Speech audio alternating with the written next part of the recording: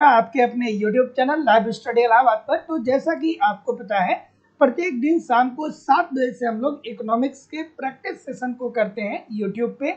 और वही हमारी इकोनॉमिक्स की जो दूसरी क्लास होती है वो लाइव स्टडी इलाहाबाद के मोबाइल एप्लीकेशन पे होती है, जहाँ पे आपको इकोनॉमिक्स के अलग अलग बैच देखने को मिलते हैं। और अलग अलग बैचेज में आपको आपके सिलेबस के अकॉर्डिंग इकोनॉमिक्स के कंप्लीट कंटेंट दिए जा रहे हैं, ताकि कम समय में बेहतर ढंग से आप इकोनॉमिक्स को सीख सकें, समझ सकें और सफलता को सुनिश्चित कर सकें। जैसे कि आपको आपके सिलेबस के अनुसार इकोनॉमिक्स की कंप्लीट थियरी पढ़ाई जा रही है। इकोनॉमिक्स के अलग अलग बैच आपको बैच में एप्लीकेशन पे मिलेंगे, और अलग अलग बैच में आपके सिलेबस के अनुसार ही ये सारी चीज़ें कराई जा रही हैं। जैसे कि आपको आपके सिलेबस के अनुसार कंप्लीट थियरी पढ़ाई जा रही है। थियरी पढ़ना बहुत जरूरी है, क्योंकि जब तक आपकी थियरी कंप्लीट नहीं होती है तब तक बहुत प्रकार के कंफ्यूजन में आप फंसे रहते हैं। और सिलेबस आपका इतना ब्रॉड है कि अगर जो आप एक क्रम से सिलेबस को फॉलो नहीं करते हैं तो बहुत सारी कठिनाइयों का सामना आपको करना पड़ता है। और साथ ही साथ यहाँ पे कंप्लीट आपको इकोनॉमिक्स के नोट्स भी दिए जा रहे हैं, ताकि आप एक तरफ थियरी पढ़ते रहिए और दूसरी तरफ नोट्स के माध्यम से रिवीजन करते रहिए। ये नोट्स मेरी खुद की हैंड राइटिंग के हैं। साथ ही साथ आपको यहाँ पे इकोनॉमिक्स के टेस्ट सीरीज भी दिए जा रहे हैं। आप टेस्ट दीजिए, देखिए गलती कहाँ पे हो रही है, गलती क्यों हो रही है, उसमें सुधार करिए, फिर अगला टेस्ट दीजिए, जिससे आपकी एक्यूरेसी बेहतर हो पाए। आपको यहाँ पे प्रीवियस ईयर के क्वेश्चन पेपर भी दिए जा रहे हैं, डायरेक्टली इनडायरेक्टली बहुत सारे प्रश्न प्रीवियस ईयर से आपके पेपर में देखने को मिलते हैं। और करंट की भी क्लासेस आपकी यहाँ पे करवाई जा रही है। मतलब सब कुछ कवर कराना हमारी जिम्मेदारी है। अगर इन सभी कंटेंट को आप ठीक तरीके से एप्लीकेशन पे फॉलो कर रहे हैं, यूट्यूब पे प्रैक्टिस कर रहे हैं, तो मैं निश्चित तौर पे कह सकता हूँ कि बहुत कम समय में बेहतर ढंग से आप इकोनॉमिक्स को सीख सकते हैं, समझ सकते हैं और सफलता सुनिश्चित कर सकते हैं। बात करें एडमिशन की, तो लाइफ टाइम की वैलिडिटी के साथ आपको एडमिशन मिलता है। इट मीन्स अगर जो आप एक बार एडमिशन लेते हैं तो वर्तमान परीक्षा में आप पढ़ेंगे, साथ ही साथ ये सभी कंटेंट हमेशा के लिए आपके पास अवेलेबल होंगे। आपको दोबारा से कभी भी फीस सबमिट करने की जरूरत नहीं होगी। तो लाइफ टाइम की वैलिडिटी के साथ एडमिशन फीस केवल और केवल 2000 रुपये है। तो जो लोग भी एडमिशन लेना चाहते हैं, डिस्क्रिप्शन बॉक्स में जाइए, लाइव स्टडी इलाहाबाद के मोबाइल एप्लीकेशन का लिंक दिया गया है। एप्लीकेशन को डाउनलोड कर लीजिए और वहां से जिस भी एग्जाम की आप तैयारी करना चाहते हैं उस कोर्स को आप वहां से डायरेक्टली परचेज कर सकते हैं। अगर आप डायरेक्टली कोर्स नहीं परचेज कर पा रहे हैं या किसी भी प्रकार की आपकी इंक्वायरी है, तो आप मुझे इस नंबर पे कॉल कर सकते हैं या व्हाट्सएप मैसेज कर सकते हैं। आपको इकोनॉमिक्स के सभी बैच मिल जाएंगे, जैसे कि उत्तर प्रदेश में टीजीटी, उत्तर प्रदेश में PGT, GIC lecturer, LT grade. Bihar में आपको टीआरई का बैच मिल जाएगा, बिहार में आपको सेट और बेट का बैच मिल जाएगा। मध्य प्रदेश में वर्ग 1, मध्य प्रदेश में वर्ग 2, मध्य प्रदेश में वर्ग 3, मध्य प्रदेश में सेट, इसके लिए अलग अलग बैच मिल जाएंगे आपको। उत्तराखंड में लेक्चरर के लिए, उत्तराखंड में एलटी ग्रेड के लिए, यूजीसी नेट के लिए, छत्तीसगढ़ में सेट के लिए, झारखंड में टीजीटी, झारखंड में पीजीटी, D++B, अलग अलग राज्यों में असिस्टेंट प्रोफेसर, एनबीएस और केबीएस परीक्षाओं के लिए आपको अलग अलग बैच मिल जाएंगे। तो जो लोग भी एडमिशन लेना चाहते हैं, डिस्क्रिप्शन बॉक्स में जाइए, एप्लीकेशन का लिंक दिया गया है, एप्लीकेशन को डाउनलोड करके डायरेक्ट वहां से कोर्स को परचेज कर सकते हैं। So good evening everybody. अब हम लोग मूव करते हैं अपने सेशन की तरफ, और आज के सेशन का पहला प्रश्न आप लोगों के सामने ये रहा कि आय स्फीति से क्या अभिप्राय है। आय स्फीति का मतलब क्या होता है। चलिए, गुड इवनिंग एवरीबॉडी। हाँ, ठीक। राजेश कुमार सिंह जी, सुनीता जी, सुंदरी जी, रश्मि तिवारी जी, रंजीत जी, महेंद्र सिंह जी, पूनम गुप्ता जी, प्रभाकर जी, सुनीता जी, सभी लोग वीडियो को लाइक शेयर कर दीजिए। इतने सारे लोग क्लास में ज्वाइन है। चलिए, क्या उत्तर आ रहा है। तो पहले प्रश्न की अगर जो बात करें कि आय स्फीति का मतलब क्या होता है, तो आय स्फीति का मतलब ये होता है कि जब अर्थव्यवस्था में लोगों की आय बढ़ जाती है। आय स्फीति का मतलब ये होता है कि जब किसी अर्थव्यवस्था में लोगों की आय में वृद्धि होती है, जब किसी अर्थव्यवस्था में लोगों के आय में वृद्धि होती है, तो आय में वृद्धि होने के कारण लोगों की क्रय शक्ति बढ़ जाती है, लोगों की क्रय शक्ति बढ़ जाती है, और लोगों की क्रय शक्ति बढ़ जाती है, और लोगों की क्रय शक्ति बढ़ जाती है, तो लोग अपने मांग को बढ़ा देंगे। ठीक है, लोग अपने मांग को बढ़ा देंगे, और मांग के अनुसार अगर जो उत्पादन में वृद्धि नहीं होता है, अर्थात पूर्ति में वृद्धि नहीं होता है, तो इस प्रकार से उत्पन्न स्थिति को ही हम लोग आय स्फीति कहते हैं। ठीक है, तो जितने लोग भी ऑप्शन नंबर क्या बोल रहे हैं कि अर्थव्यवस्था में मौद्रिक आय में वृद्धि, तो इजी सी बात है। तो जितने लोग भी सी बोल रहे हैं सभी लोग का उत्तर ठीक है। तो याद रखिएगा कि आय स्फीति से अभिप्राय है। आय स्फीति का मतलब क्या होता है? तो आय स्फीति का मतलब ये होता है कि जब किसी अर्थव्यवस्था में मुद्रा की पूर्ति बढ़ती है, तो जब मुद्रा की पूर्ति बढ़ती है तो सबके पास पैसा जाएगा। जैसे मान लीजिए कि 50,000 करोड़ भारत सरकार ने अर्थव्यवस्था में डाला, तो किसी एक व्यक्ति के पास ये पैसा थोड़ी जाएगा। ये अगर जो किसी एक व्यक्ति के पास भी चला जाएगा तो वो व्यक्ति किसी वस्तुओं का उत्पादन करेगा, तो कुछ पैसा टेक्नोलॉजी खरीदेगा तो दुकानदार को दे देगा, जब श्रमिक रखेगा तो श्रमिकों को मजदूरी के रूप में दे देगा। तो जब अर्थव्यवस्था में मुद्रा की पूर्ति बढ़ेगी तो ऐसी स्थिति में उस अर्थव्यवस्था में सभी लोगों की आय में वृद्धि होगी। जब सभी लोग के आय में वृद्धि होगी तो सभी लोग की क्रय शक्ति बढ़ेगी, क्रय शक्ति बढ़ेगी तो सभी लोग अपने मांग को बढ़ाएंगे और मांग के अनुसार अगर जो उत्पादन में वृद्धि नहीं होता है, पूर्ति में वृद्धि नहीं होता है, तो इस प्रकार से उत्पन्न स्थिति को ही आय स्फीति बोलते हैं। अर्थात जब अर्थव्यवस्था में मौद्रिक आय बढ़ जाता है तब आय स्फीति आता है। So option number C. अगला प्रश्न है कि मौलिक नीति का क्रियान्वयन निर्धारित नियम के अनुसार होना चाहिए, न कि विवेक के अनुसार। मौलिक नहीं है, ये मौद्रिक है, ठीक है। मौद्रिक नीति का क्रियान्वयन निर्धारित नियम के अनुसार होना चाहिए, विवेक के अनुसार नहीं होना चाहिए। जैसे आप कहेंगे, हाँ चलिए क्या उत्तर आ रहा है, जैसे आप कहेंगे कि सर ये बताइए कि आरबीआई के पास या हमारे देश के केंद्रीय बैंक के पास ये आज़ादी है कि वो नई नोटों को छाप सकता है, तो सर हमारा केंद्रीय बैंक क्यों ऐसा नहीं करता है कि खूब बड़ी मात्रा में नोटों का निर्गमन कर दे या नोट को छाप दे और गरीबों को दे दे? तो ये क्या होगा, ये सही नहीं होगा। क्यों नहीं सही होगा? क्योंकि अगर जो मुद्रा की मात्रा को बहुत ज्यादा बढ़ा दी जाएगी तो उससे केवल और केवल कीमतों में वृद्धि होगी और मुद्रा की वैल्यू में कमी आएगी, ठीक है ना। तो ऐसा बिल्कुल नहीं किया जा सकता है। मौद्रिक नीति का क्रियान्वयन निर्धारित नियम के अनुसार होना चाहिए, अर्थात जो आरबीआई परिणात्मक और गुणात्मक दो विधियां अपनाती है उसी के आधार पे ही मौद्रिक नीति का क्रियान्वयन होना चाहिए। विवेक का इस्तेमाल नहीं करना चाहिए कि हम खूब ज्यादा मुद्रा अर्थव्यवस्था में छाप दें और इसको गरीबों को दे दें। ऐसा करेंगे तो केवल और केवल महंगाई बढ़ेगी, गरीबी में कोई भी कमी नहीं आएगी। तो ये बात जो कही गई थी वो मिल्टन फ्रीडमैन साहब के द्वारा कहा गया था। तो option number B according to the question this is the right answer हो जाएगा। तो याद रखिएगा कि मौद्रिक नीति का क्रियान्वयन निर्धारित नियम के अनुसार होना चाहिए, न कि विवेक के अनुसार। ये बात फ्रीडमैन साहब के द्वारा कही गई थी।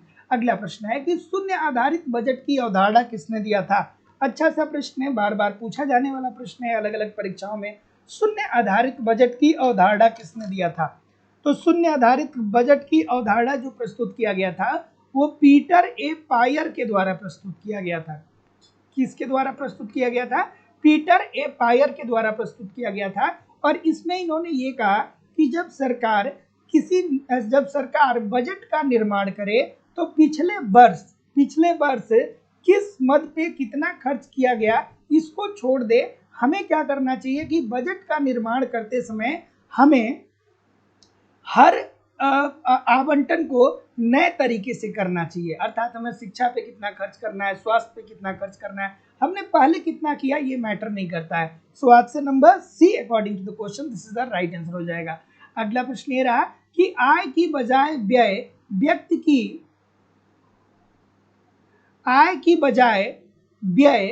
की कर देय क्षमता का अच्छा मापक है। एक अर्थशास्त्री हुए, उन्होंने ये कहा कि देखिए भैया, जब लोगों की आय होती है ना, जब लोग इनकम करते हैं तब आप उनसे टैक्स मत लीजिए। जब लोग व्यय करते हैं, जब अर्थव्यवस्था में लोग पैसा खर्च करते हैं तब आप उनके ऊपर कर लगाइए। लोगों के जब लोग आय अर्जित कर रहे हैं तो आय अर्जित करने पर टैक्स मत लगाइए। जैसे भारत सरकार मतलब आप देखते हैं ना वर्तमान परिस्थिति में तो आय के आधार पे ही टैक्स लगाया जाता है, मतलब आपकी जितनी इनकम है उसी के आधार पे आपसे टैक्स लिया जाता है। लेकिन कॉलडोर साहब जो थे उन्होंने ये कहा, कॉलडोर ने ये कहा कि देखिए भैया, हमें जब इनकम, एक व्यक्ति की जब इनकम होना तब उसके ऊपर आप टैक्स न लगाइए। जब वो व्यय करेगा पैसा तब उसके ऊपर टैक्स लगाइए। और वो व्यय कहाँ पे करेगा? वो व्यय करेगा भोजन पे, ठीक है, वो व्यय करेगा होटल पे, ठीक है, वो व्यय करेगा भोजन पे, तब उससे कर वसूल कर लीजिए, ठीक है, वो व्यय करेगा भोजन पे, ठीक है, एक सेकेंड, वो व्यय करेगा होटल पे, एक सेकेंड, एक सेकेंड रुक जाइएगा।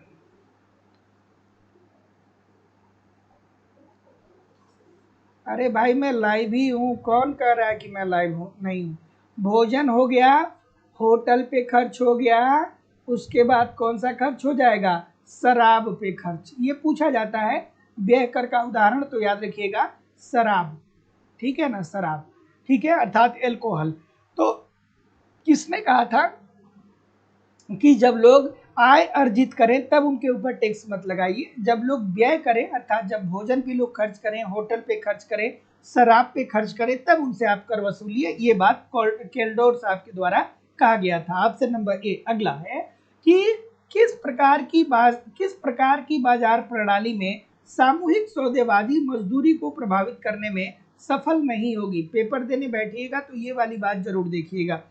चलिए क्या उत्तर आ रहा है भाई? सभी लोग वीडियो को लाइक और शेयर कर दीजिए।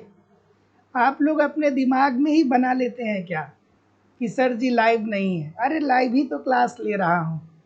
कौन कह दिया कि मैं लाइव नहीं? लाइव ही तो क्लास लेते। क्या क्या सोचते हैं आप लोग? हाँ, इतना ओवर थिंकिंग क्यों करते हैं? लाइव ही तो हूँ।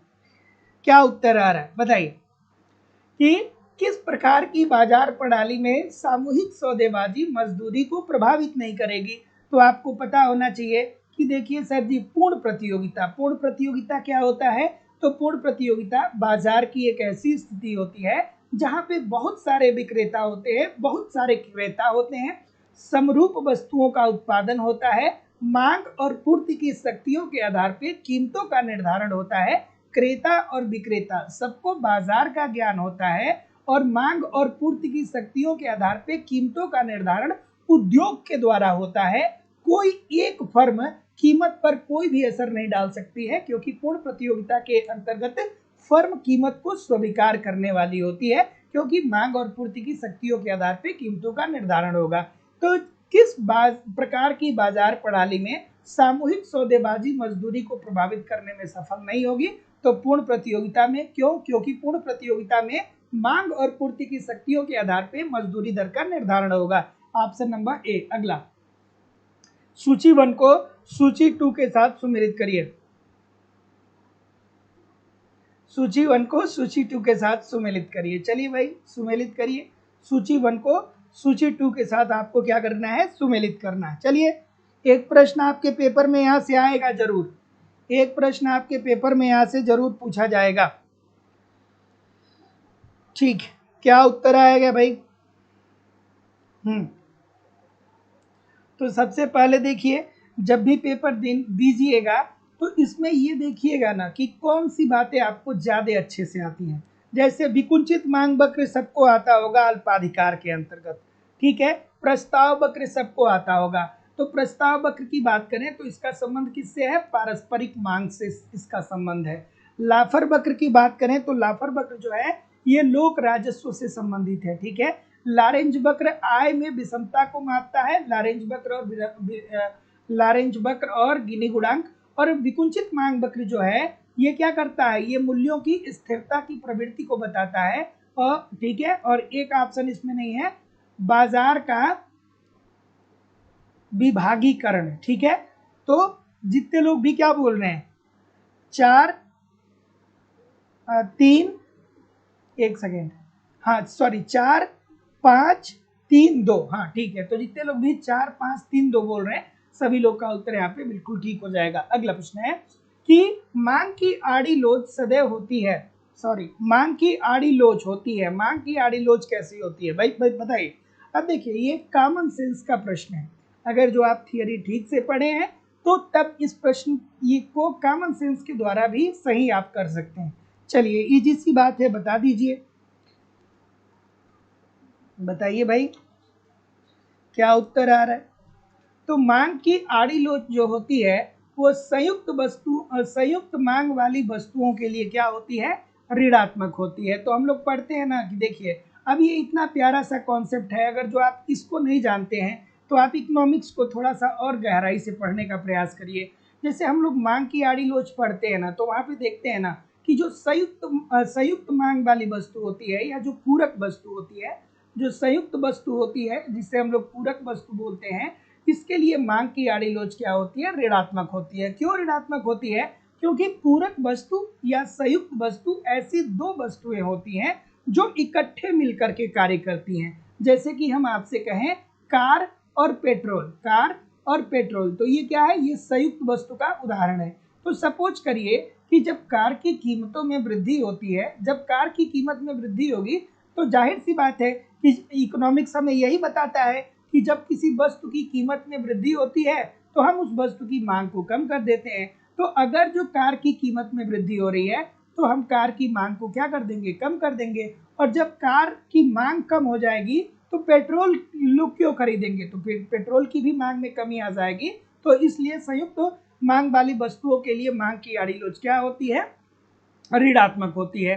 स्थापन वस्तुओं की बात करें, जैसे चाय और कॉफी की बात करें, तो इसके लिए मांग की आड़ी लोच क्या होती है, धनात्मक होती है। स्वतंत्र वस्तुओं के लिए बात करें तो स्वतंत्र वस्तुओं के लिए मांग की आड़ी लोच शून्य होती है। पूर्ण स्थापन वस्तुओं की बात करें तो पूर्ण स्थापन वस्तुओं के संदर्भ में मांग की आड़ी लोच इनफाइनाइट होती है। ये सब आपके दिमाग में चलना चाहिए, नहीं चल रहा है तो थोड़ा थियरी अच्छे से पढ़िए। और जितने लोग भी एप्लीकेशन पे पढ़ रहे हैं या जो लोग भी एडमिशन लेने वाले हैं, मैं आपको बता रहा हूँ कि 220-30 क्लास में एक घंटे की क्लास होती है, इसमें मैं पूरी इकोनॉमिक्स आपको कंप्लीट करा देता हूँ। तो अगर जो 220-30 घंटे आप इकोनॉमिक्स को ठीक से पढ़ लेंगे ना, तो ये पूरी थियरी आपकी कवर हो जाएगी। तो जो लोग भी अभी तक एडमिशन नहीं लिए हैं, आप यथाशीघ्र एडमिशन लेकर के एप्लीकेशन पे इन सबको सभी कॉन्सेप्ट को पढ़ते रहिए, क्योंकि अलग अलग कालखंड में अलग अलग अर्थशास्त्री आते हैं। जब तक एक क्रम से नहीं पढ़ेंगे तब तक कंफ्यूजन की स्थिति में हमेशा आप बने रहेंगे।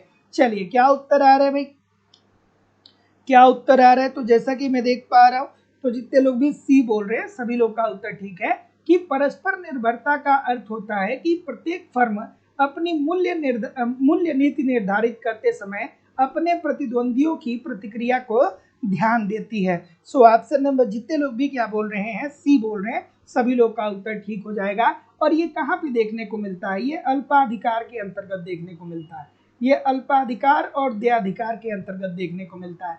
सो जितने लोग भी सी बोल रहे हैं ठीक बोल रहे हैं। अगला प्रश्न है कि निम्नलिखित में से कौन सा सिद्धांत कहता है कि ब्याज विशुद्ध रूप से मौद्रिक चर है?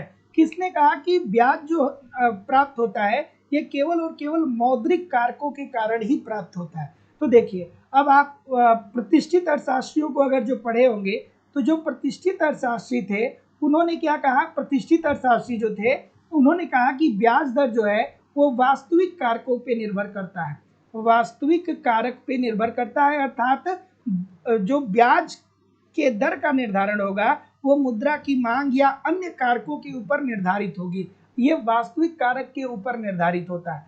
जब 9 प्रतिष्ठित अर्थशास्त्री आते हैं, 9 प्रतिष्ठित अर्थशास्त्री आते हैं तो 9 प्रतिष्ठित अर्थशास्त्री क्या कहते हैं कि ब्याज दर का जो निर्धारण होता है उसके लिए वास्तविक और मौद्रिक दोनों कारक जिम्मेदार होते हैं, वास्तविक और प्लस मौद्रिक दोनों कारक जिम्मेदार होते हैं। उसके बाद जब किन साहब आते हैं तो किन साहब कहते हैं कि ब्याज दर एक विशुद्ध मौद्रिक घटना है, अर्थात जो ब्याज होता है ये क्या है, ये केवल और केवल मुद्रा के कारण ही निर्धारित होता है। ठीक है, मुद्रा के कारण ही निर्धारित होता है। तो जितने लोग भी ऑप्शन नंबर बी बोल रहे हैं कि तरलता अधिमान सिद्धांत, सभी लोग का उत्तर ठीक हो जाएगा।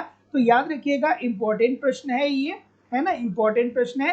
तो प्रतिष्ठित अर्थशास्त्रियों ने कहा कि जो ब्याज दर का निर्धारण होगा ना वो वास्तविक कारकों पे निर्भर करता है, लेकिन जब 9 प्रतिष्ठित अर्थशास्त्री आते हैं तो कहते हैं कि ब्याज दर वास्तविक और मौद्रिक दोनों कारकों पे निर्भर करता है। और जब किन साहब आते हैं तो कहते हैं कि ब्याज दर एक विशुद्ध मौद्रिक घटना है, अर्थात ब्याज जो निर्धारित होगा वो केवल और केवल मुद्रा के कारण ही निर्धारित होगा। और अपने तरलता अधिमान सिद्धांत में वो क्या बताते हैं, कहते हैं कि अगर जो अर्थव्यवस्था में मुद्रा की पूर्ति बढ़ेगी तो ऐसी स्थिति में ब्याज की दर एक निश्चित सीमा तक ही गिर सकती है, एक सीमा के बाद ब्याज की दर शून्य या ऋणात्मक नहीं हो सकती है। So option number B. अगला कि निम्नलिखित में से कौन प्रथम कोटि का कीमत विभेदीकरण है। अब अगर जो कीमत विभेदीकरण का कॉन्सेप्ट आप जानते होंगे तो कीमत विभेदीकरण की बात कौन करता है, पीगू साहब करते हैं। और पीगू साहब 3 प्रकार के कीमत विभेदीकरण की बात करते हैं। तो सबसे पहले आपको ये पता होना चाहिए कि कीमत विभेदीकरण क्या होता है। तो किसी एक ही उत्पादन लागत की वस्तु को अलग अलग बाजारों में अलग अलग कीमतों पर बेचना ही कीमत विभेदीकरण कहलाता है।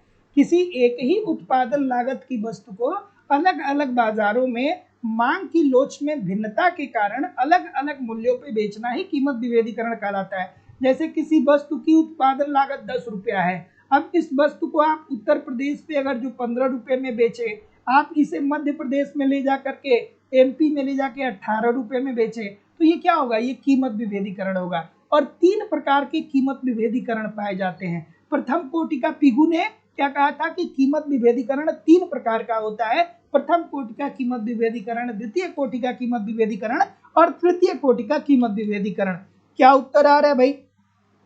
चलिए पहले आप बताइए। ए बी काफी विविधता आ रही है, काफी विविधता है भाई, काफी विविधता है। तो जितने लोग भी ये बोल रहे हैं सभी लोग का उत्तर ठीक हो जाएगा, क्योंकि यहाँ पे प्रथम कोटि की कीमत विभेदीकरण की बात हो रहा है। तो जब उत्पादक प्रत्येक इकाई के लिए भिन्न भिन्न कीमत प्राप्त करता है तो उसे हम प्रथम कोटि का कीमत विभेदीकरण कहते हैं। जैसे कि उदाहरण के तौर पे हम कह सकते हैं डॉक्टर और वकील, ठीक है, वकील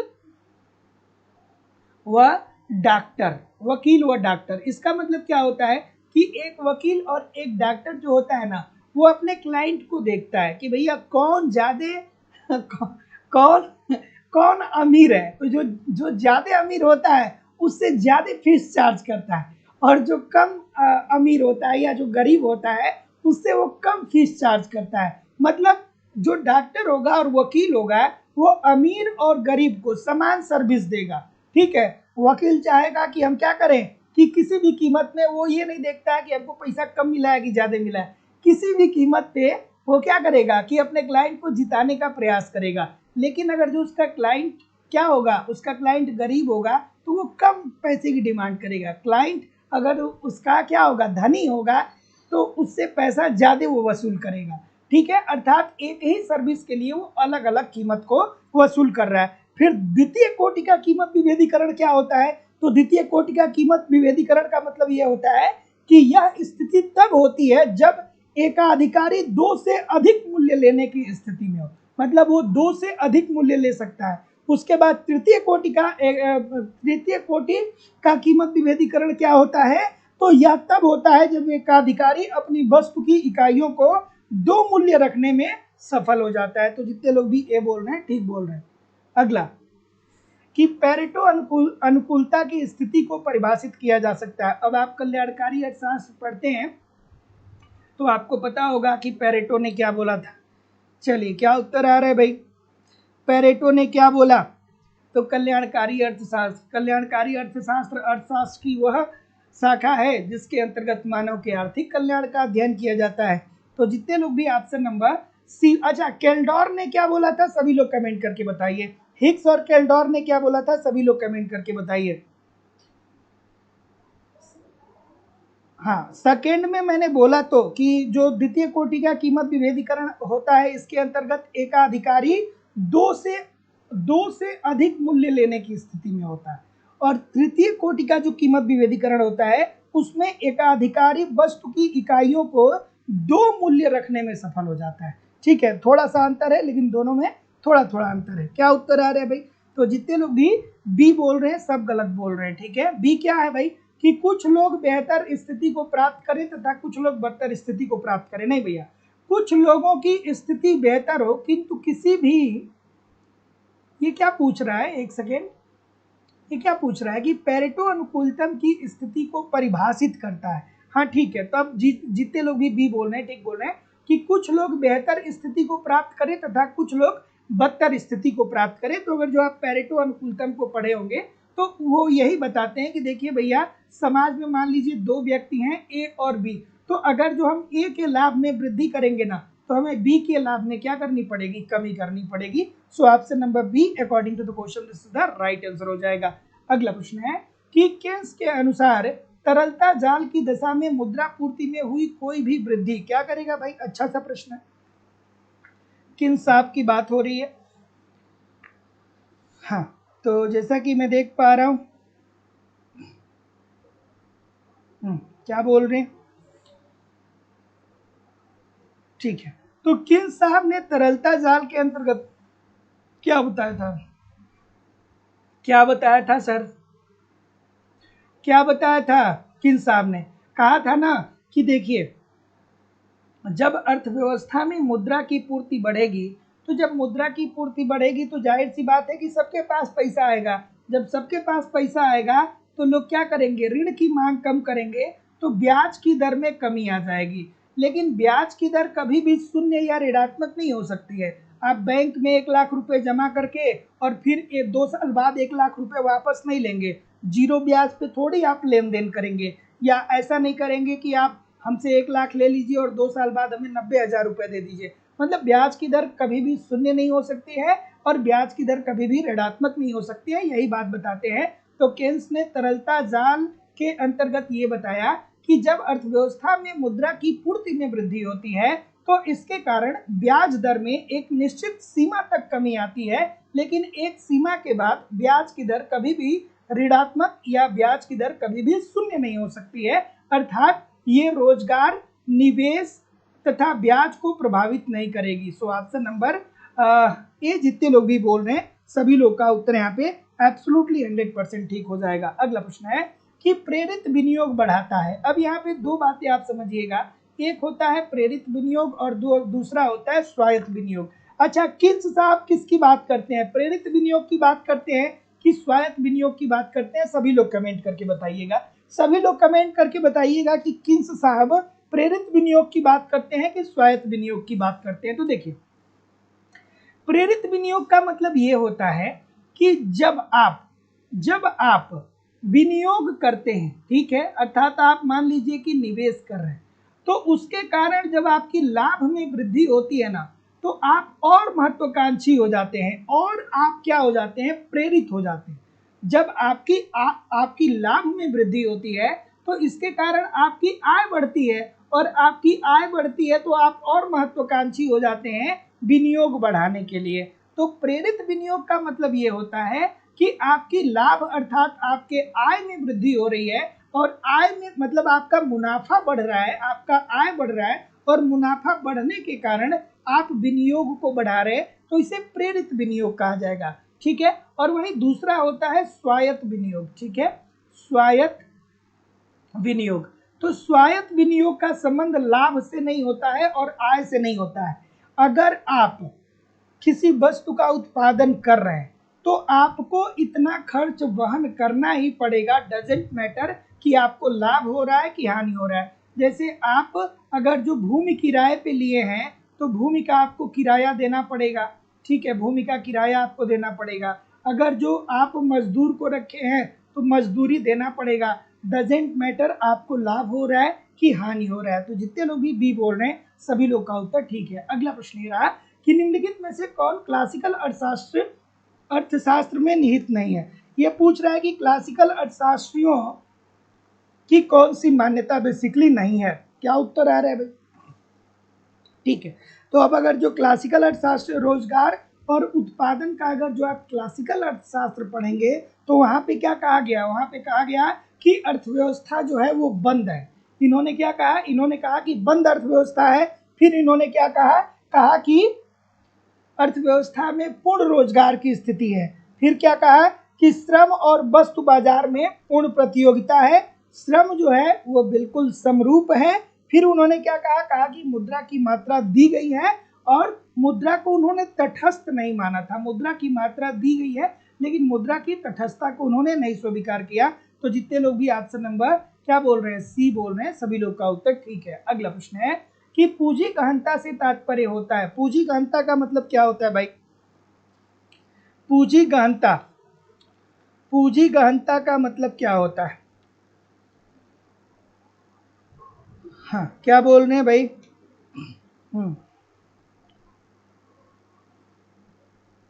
क्या उत्तर आ रहा है? तो जैसा कि मैं देख पा रहा हूँ, क्या बोल रहे हैं आप? सभी लोग लाइक शेयर कर दीजिए। पूनम जी, चंद्रबली जी, सुनीता जी, गुंजा मौर्य जी, रश्मि जी, शिवानी श्रीवास्तव जी, सुंदरी जी, सर्वेश कुमार जी, सदानंद मिश्रा जी, अक्षय जी, सुभाष श्रीवास्तव जी, तस्नीम खान जी, संजय कुमार जी, सोनी शर्मा जी, ललिता जी, नौसाद अली जी, सभी लोगों से निवेदन है वीडियो को लाइक कर दो, शेयर कर दीजिए। इतने सारे लोग क्लास देख रहे हैं फिर भी लाइक और शेयर की संख्या बहुत कम है। सभी लोग एक बार वीडियो को लाइक कर दीजिए, शेयर कर दीजिए। तो आपसे नंबर सी जितने लोग भी बोल रहे हैं सभी लोग का उत्तर ठीक है कि पूंजी गहनता से तात्पर्य होता है प्रति श्रमिक पूंजी की मात्रा में वृद्धि करना। ठीक है, तो पूंजी गहनता का तात्पर्य क्या होता है कि प्रति श्रमिक पूंजी की मात्रा में वृद्धि करना और पूंजी प्रधान तकनीकी में श्रम की अपेक्षा पूंजी का अधिक उपयोग किया जाता है। जैसे हम ये कहें कि देखिए भैया, एक अच्छी टेक्नोलॉजी हम ला दें, खूब बढ़िया टेक्नोलॉजी, और उस पर 2-4 मजदूर लगा दें। जहाँ पे पहले 20 मजदूर थे, अब 2-3 मजदूर काम कर रहे हैं, लेकिन टेक्नोलॉजी अच्छी है।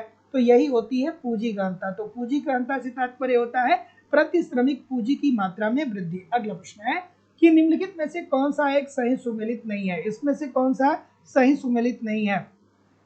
ठीक है, क्या उत्तर आ रहा है? सही सुमेलित नहीं है। ठीक, क्या उत्तर आ रहा है? करंट की क्लास मैं आप लोगों को बताया हूं कि एप्लीकेशन पे करवाऊंगा, है ना। और बाकी करंट के लिए जो लोग उत्तर प्रदेश की परीक्षा देने जा रहे हैं, आप करंट के लिए बहुत परेशान मत होइए। 2 से 3 क्वेश्चन या कभी कभी 1 ही 2 क्वेश्चन देखने को मिलते हैं। तो अभी अपने सिलेबस को खूब जम के क्या करिए, रिवाइज करिए। करंट की मैं एक ऑब्जेक्ट 5-6 क्लास लेकर के आऊँगा। ऑब्जेक्टिव यूट्यूब पे लेकर के आऊँगा, वहाँ पे प्रैक्टिस करा दूंगा। और एप्लीकेशन पे आप लोगों को मैं वहाँ पे मैं आपको करंट की नोट्स भी प्रोवाइड करा दूंगा और करंट की क्लास भी करा दूंगा। परेशान ना होइए, 10 क्लास में ले लूँगा एप्लीकेशन पे, तो करंट उसमें कवर हो जाएगा। ठीक है ना, तो करंट के लिए बहुत परेशान मत होइए। चलिए, क्या उत्तर आ रहा है भाई? सी बोल रहे हैं। तो जितने लोग भी सी बोल रहे हैं, विकुंचित मांग वक्र की अवधारणा जो है ये अल्पाधिकार से संबंधित है। विकुंचित मांग वक्र की अवधारणा किसने दिया था? पाल स्वीजी ने दिया था। किसने दिया था? पाल स्वीजी ने दिया था। पाल स्वीजी ने दिया था। क्या बोला था कि ऊपर वाले वक्र को उन्होंने लोचदार बताया था। ऊपर वाले वक्र को उन्होंने क्या बताया था? लोचदार बताया था। और नीचे वाले वक्र को उन्होंने बेलोचदार बताया था। तो जितने लोग भी ऑप्शन नंबर सी बोल रहे हैं ठीक बोल रहे हैं। अगला प्रश्न कि सकल राष्ट्रीय उत्पादन में मध्यवर्ती वस्तुएं शामिल नहीं की जाती हैं। सकल राष्ट्रीय उत्पादन में मध्यवर्ती वस्तुएं शामिल नहीं की जाती हैं। क्यों नहीं शामिल की जाती हैं भाई? क्या उत्तर आ रहा है? चलिए, तो देखिए अब यहाँ पे आपको 3 बातें लगभग समझनी होगी कि एक होती है प्राथमिक वस्तु। ठीक है, एक क्या होती है? प्राथमिक वस्तु। एक प्राथमिक वस्तु होती है। दूसरी क्या होती है? मध्यवर्ती वस्तु होती है। मध्यवर्ती वस्तु होती है। और तीसरी क्या होती है? तीसरी जो होती है वो अंतिम वस्तु होती है। तो जब हम लोग राष्ट्रीय आय की गणना करते हैं तो हमेशा ही अंतिम वस्तु को ही शामिल करते हैं। ठीक है, तो जैसे हम प्राथमिक वस्तु की बात करें तो जैसे गेहूं है, तो गेहूं क्या हो गया? प्राथमिक वस्तु हो गई। ठीक है, क्योंकि ये कहाँ से आ रहा है? ये कृषि से आ रहा है। उसके बाद गेहूं से क्या बन गया? आटा। आटा आपका क्या हो गया? मध्यवर्ती वस्तु हो गया। आटा से क्या बन गया? ब्रेड बन गया। ठीक है, अब ब्रेड जब बन गया तो ब्रेड से और कुछ नहीं बन सकता है, तो ब्रेड आपका अंतिम वस्तु हो गया। गेहूं से आटा बना, आटा से ब्रेड बना, तो गेहूं प्राथमिक वस्तु हो गई, आटा मध्यवर्ती वस्तु हो गई। अब आटा से बहुत प्रकार की चीजें बना सकते हैं और ब्रेड जो हो गया वो आपकी अंतिम वस्तु हो गई। तो चलिए, क्या उत्तर आ रहा है? तो जितने लोग भी ऑप्शन नंबर बी बोल रहे हैं कि इससे दोहरी गणना की समस्या उत्पन्न हो जाती है, सभी लोग का उत्तर बिल्कुल ठीक है। तो सकल राष्ट्रीय उत्पादन जब की गणना जब हम लोग करते हैं तो उसमें मध्यवर्ती वस्तु को शामिल नहीं करते हैं, अर्थात इसको शामिल नहीं करते हैं या इसको शामिल नहीं करते हैं। क्यों नहीं शामिल करते हैं? क्योंकि अगर जो हम मध्यवर्ती वस्तु को शामिल करेंगे तो एक बार हम आटा को भी लेंगे और एक बार आटा को लेंगे और जब अंतिम वस्तु को की गणना करेंगे तो उसमें ब्रेड भी ले लेंगे, लेकिन वास्तविक रूप से ये आटा क्या बन गया है? यहाँ पे ब्रेड बन गया है। तो इसीलिए हम मध्यवर्ती वस्तु को सकल राष्ट्रीय उत्पादन में इसकी गणना नहीं करते हैं। क्यों? इसलिए नहीं करते हैं कि अगर जो ऐसा करेंगे तो एक ही वस्तु को हम लोग दो बार गणना कर लेंगे, अर्थात इससे दोहरी गणना की समस्या उत्पन्न हो जाती है। ऑप्शन नंबर बी अगला प्रश्न है कि क्लासिकल समष्टि अर्थव्यवस्था में मौद्रिक मजदूरी में गिरावट का प्रभाव क्या होगा? चलिए, क्या उत्तर आ रहे भी कि क्लासिकीय समष्टि अर्थव्यवस्था में मौद्रिक मजदूरी में गिरावट का प्रभाव क्या होगा? अब किसकी याद आई? किसकी याद आई? क्लासिकल समष्टि अर्थशास्त्र की बात हो रही है, क्लासिकल अर्थशास्त्री की बात हो रही, किसकी याद आई? कमेंट करके बताइए किसकी याद आई, किसकी याद आई बताइए भाई। किसकी? पीगू की, पीगू साहब की, बिल्कुल ठीक। तो पीगू साहब ने क्या कहा? पीगू ने कहा कि देखिए भैया, अगर जो अर्थव्यवस्था, पीगू ने कहा, पहली बात तो उन्होंने ये कही कि अर्थव्यवस्था में पूर्ण रोजगार की स्थिति विद्यमान है, अर्थात बेरोजगारी होती नहीं। इन केस अगर किसी कारणवश बेरोजगारी में वृद्धि होती है तो बेरोजगारी को कम करने के लिए, ठीक है, अगर जो बेरोजगारी में वृद्धि हो रही है तो हमें बेरोजगारी को कम करने के लिए क्या करना चाहिए? मौद्रिक मजदूरी में कटौती करनी चाहिए, मौद्रिक मजदूरी में कटौती करनी चाहिए। और जब हम मौद्रिक मजदूरी में कटौती करेंगे तो इससे क्या होगा? इससे अर्थव्यवस्था में रोजगार में क्या हो जाएगी? वृद्धि हो जाएगी। सो ऑप्शन नंबर, जितने लोग भी ए बोल रहे हैं बिल्कुल ठीक बोल रहे हैं। सो याद रखिएगा कि क्लासिकल समष्टि अर्थशास्त्र जिसमें पीगू खास करके महत्वपूर्ण है, तो पीगू साहब कहते हैं कि एक तो अर्थव्यवस्था में बेरोजगारी होती नहीं है और इन केस किसी कारणवश बेरोजगारी उत्पन्न हो जाती है तो इस स्थिति में बेरोजगारी को खत्म करने के लिए हम मौद्रिक मजदूरी में कटौती करके अर्थव्यवस्था में रोजगार में वृद्धि कर सकते हैं। सो ऑप्शन नंबर ए अगला, कि सन 1977 में प्रसिद्ध दत्त समिति का गठन किया गया। दत्त समिति का गठन क्यों किया गया भाई बताइए? दत्त समिति का गठन क्यों, कब किया गया, किस लिए किया गया? ठीक है, तो ऑप्शन नंबर क्या आ रहा है? तो जैसा कि मैं देख पा रहा हूं, क्या बोल रहे हैं सर? तो जितने लोग भी डी बोल रहे हैं, डी बोल रहे हैं, तो जितने लोग भी डी बोल रहे हैं आपकी बात बिल्कुल ठीक है कि दत्त समिति का जो गठन हुआ था वो 1967 में हुआ था। और इस समिति का गठन इसलिए किया गया था कि उद्योगों में लाइसेंस की समस्याओं का अध्ययन तथा लाइसेंस व्यवस्था में सुधार किया गया। ठीक है, तो 1967 में दत्त समिति का गठन हुआ था और ये समिति इसलिए बनाई गई ताकि ये समिति इस बात का अध्ययन करे कि हम लोग किस तरीके से औद्योगिक लाइसेंस की समस्याओं से निपट सकें और किस तरीके से औद्योगिक लाइसेंस व्यवस्था में हम लोग सुधार कर सकें जिससे हमारे देश में उद्योगों का विकास हो सके। सो ऑप्शन नंबर डी जितने लोग भी बोल रहे हैं सभी लोग का उत्तर बिल्कुल ठीक है। अगला प्रश्न ये रहा कि भारतीय औद्योगिक विकास बैंक की स्थापना कब की गई? भारतीय औद्योगिक विकास बैंक की स्थापना, अर्थात ये IDBI की बात कर रहा है। ठीक है, भारतीय औद्योगिक विकास बैंक अर्थात IDBI, और ये औद्योगिक वित्त की सर्वोच्च संस्था होती है। क्या उत्तर आएगा भाई? तो जितने लोग भी ऑप्शन नंबर क्या बोल रहे हैं, जितने लोग भी ऑप्शन नंबर बी बोल रहे हैं सभी लोग का उत्तर यहाँ पे बिल्कुल ठीक हो जाएगा 1964 में, ऑप्शन नंबर बी। अगला प्रश्न कि भारत में शिक्षित बेरोजगारी का सर्वाधिक प्रतिशत किस प्रदेश में है? ये तो बच्चों वाली बात है, भारत में शिक्षित बेरोजगारी का सर्वाधिक प्रतिशत किस प्रदेश में है? क्या उत्तर आ रहा है भाई?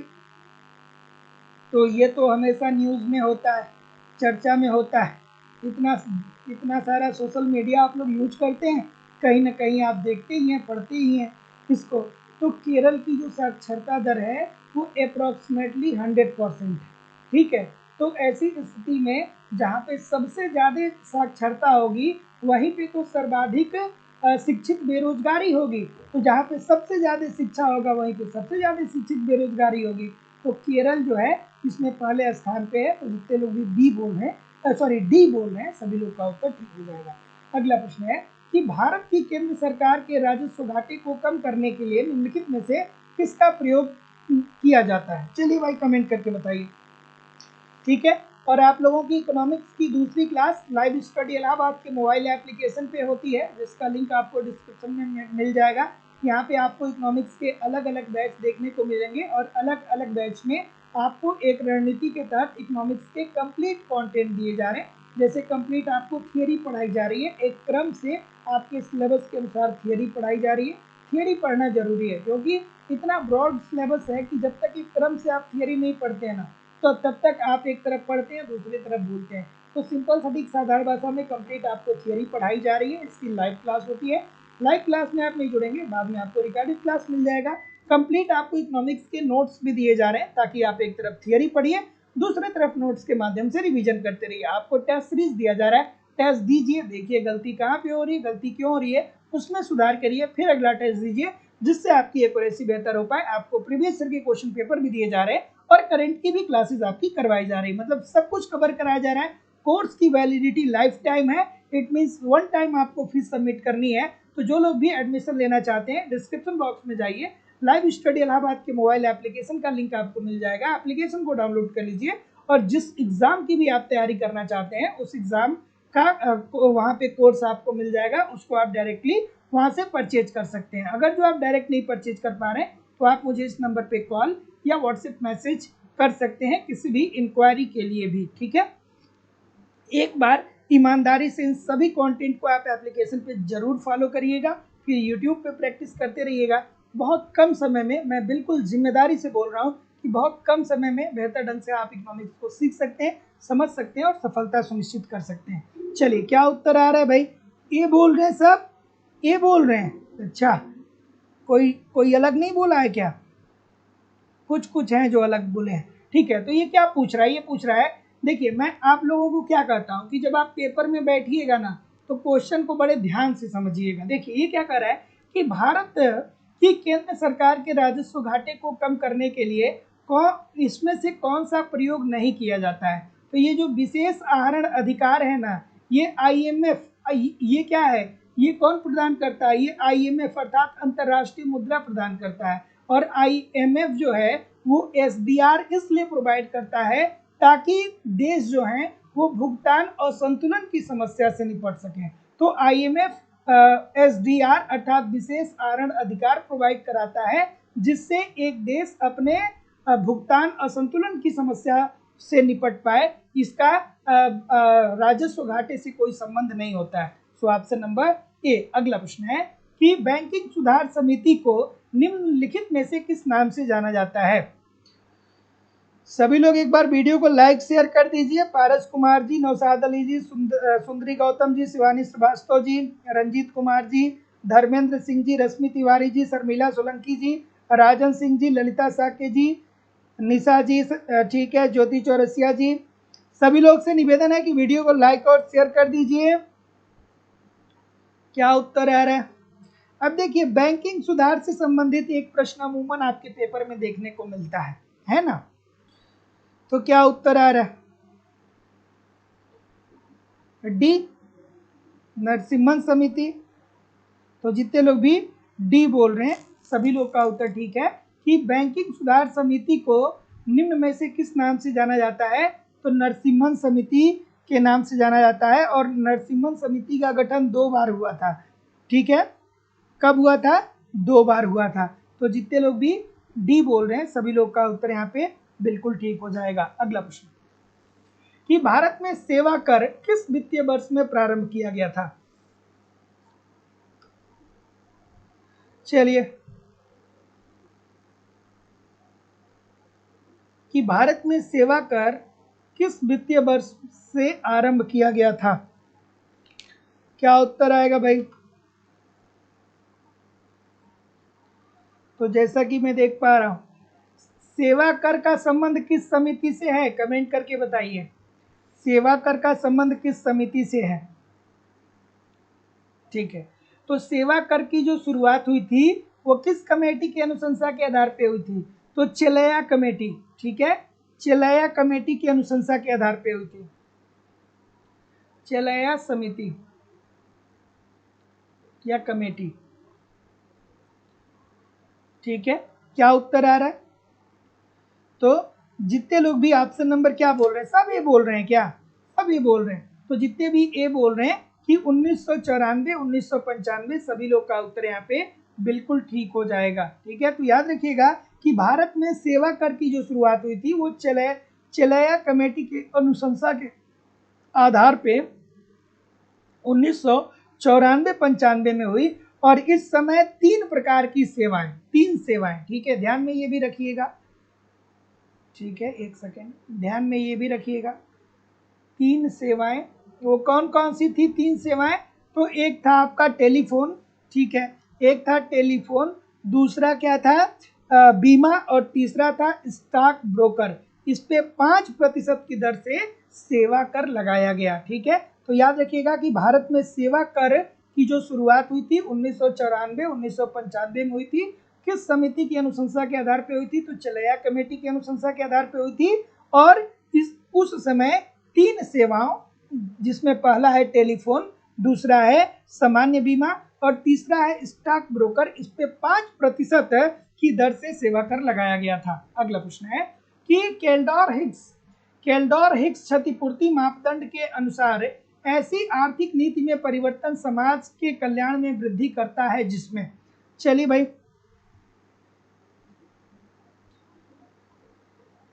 क्या उत्तर आ रहा है कि केल्डर हिक्स क्षतिपूर्ति मापदंड के अनुसार ऐसी आर्थिक नीति में परिवर्तन समाज कल्याण में वृद्धि करता है जिसमें। अब अगर जो आप केल्डर और हिक्स के क्षतिपूर्ति, अब फिर वही बात है कि अब आप कल्याणकारी अर्थशास्त्र पढ़े होने चाहिए। कल्याणकारी अर्थशास्त्र क्या है? अर्थशास्त्र की वह शाखा है जिसके अंतर्गत मानव के आर्थिक कल्याण का अध्ययन किया जाता है, जिसमें हम लोग मार्शल को पढ़ते हैं, जिसमें हम लोग पीगू को पढ़ते हैं, जिसमें हम लोग पेरेटो को पढ़ते हैं, जिसमें हम लोग सीटोवास्की को पढ़ते हैं, जिसमें हम लोग केल्डर और हिक्स को पढ़ते हैं, जिसमें हम लोग वर्गर्सन को पढ़ते हैं कि नहीं पढ़ते हैं? इतने सारे अर्थशास्त्री आपके दिमाग में घूमने चाहिए। नहीं घूम रहा है तो भाई थियरी पढ़िए, क्योंकि इकोनॉमिक्स से आसान और इकोनॉमिक्स से कठिन सब्जेक्ट कोई होता नहीं है। एक बार समझ में आ गया तो सारी चीजें दिमाग में घूमने लगेगी, नहीं समझ में आ रहा है तो कुछ भी नहीं घूमेगा। तो जितने लोग भी बी बोल रहे हैं सभी लोग का उत्तर ठीक हो जाएगा। तो हिक्स केल्डर क्षतिपूर्ति मापदंड हमें ये बताता है कि यदि लाभार्थी क्षति उठाने वालों की क्षतिपूर्ति के पश्चात कुछ लाभ अपने पास रखे तो वही क्या होगा? केल्डर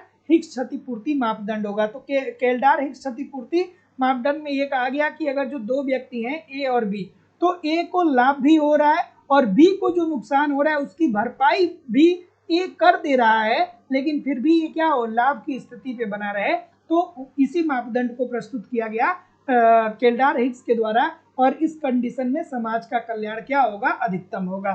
सो ऑप्शन नंबर बी। अगला, अवमूल्यन के अल्पकालिक एवं दीर्घकालिक अवमूल्यन के अल्पकालिक एवं दीर्घकालिक प्रभाव का प्रदर्शन किया जा सकता है। क्या उत्तर आएगा भाई?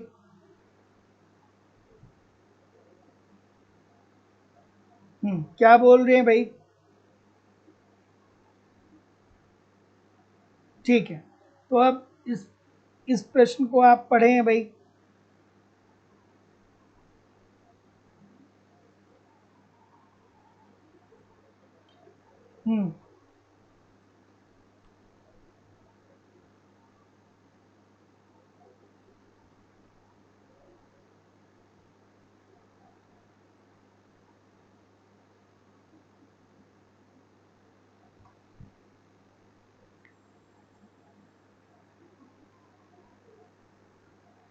चलिए, क्या उत्तर आ रहा है?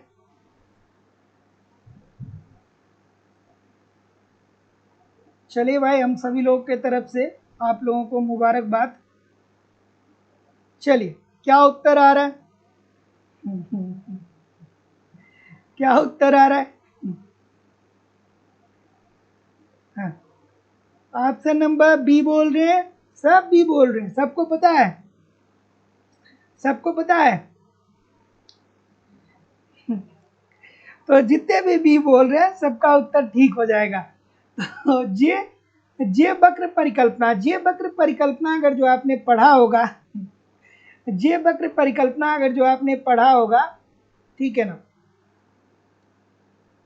जे वक्र परिकल्पना अगर जो आपने पढ़ा होगा तो जे वक्र परिकल्पना क्या बताता है, जे वक्र परिकल्पना क्या बताता है, तो जे वक्र परिकल्पना ये बताता है कि जब कोई देश अवमूल्यन करता है तो अवमूल्यन के कारण प्रारंभिक दौर में उस देश के भुगतान असंतुलन में असंतुलन क्रिएट होता है, लेकिन दीर्घकाल में ये भुगतान असंतुलन की समस्या स्वतः ही खत्म हो जाती है। ठीक है ना।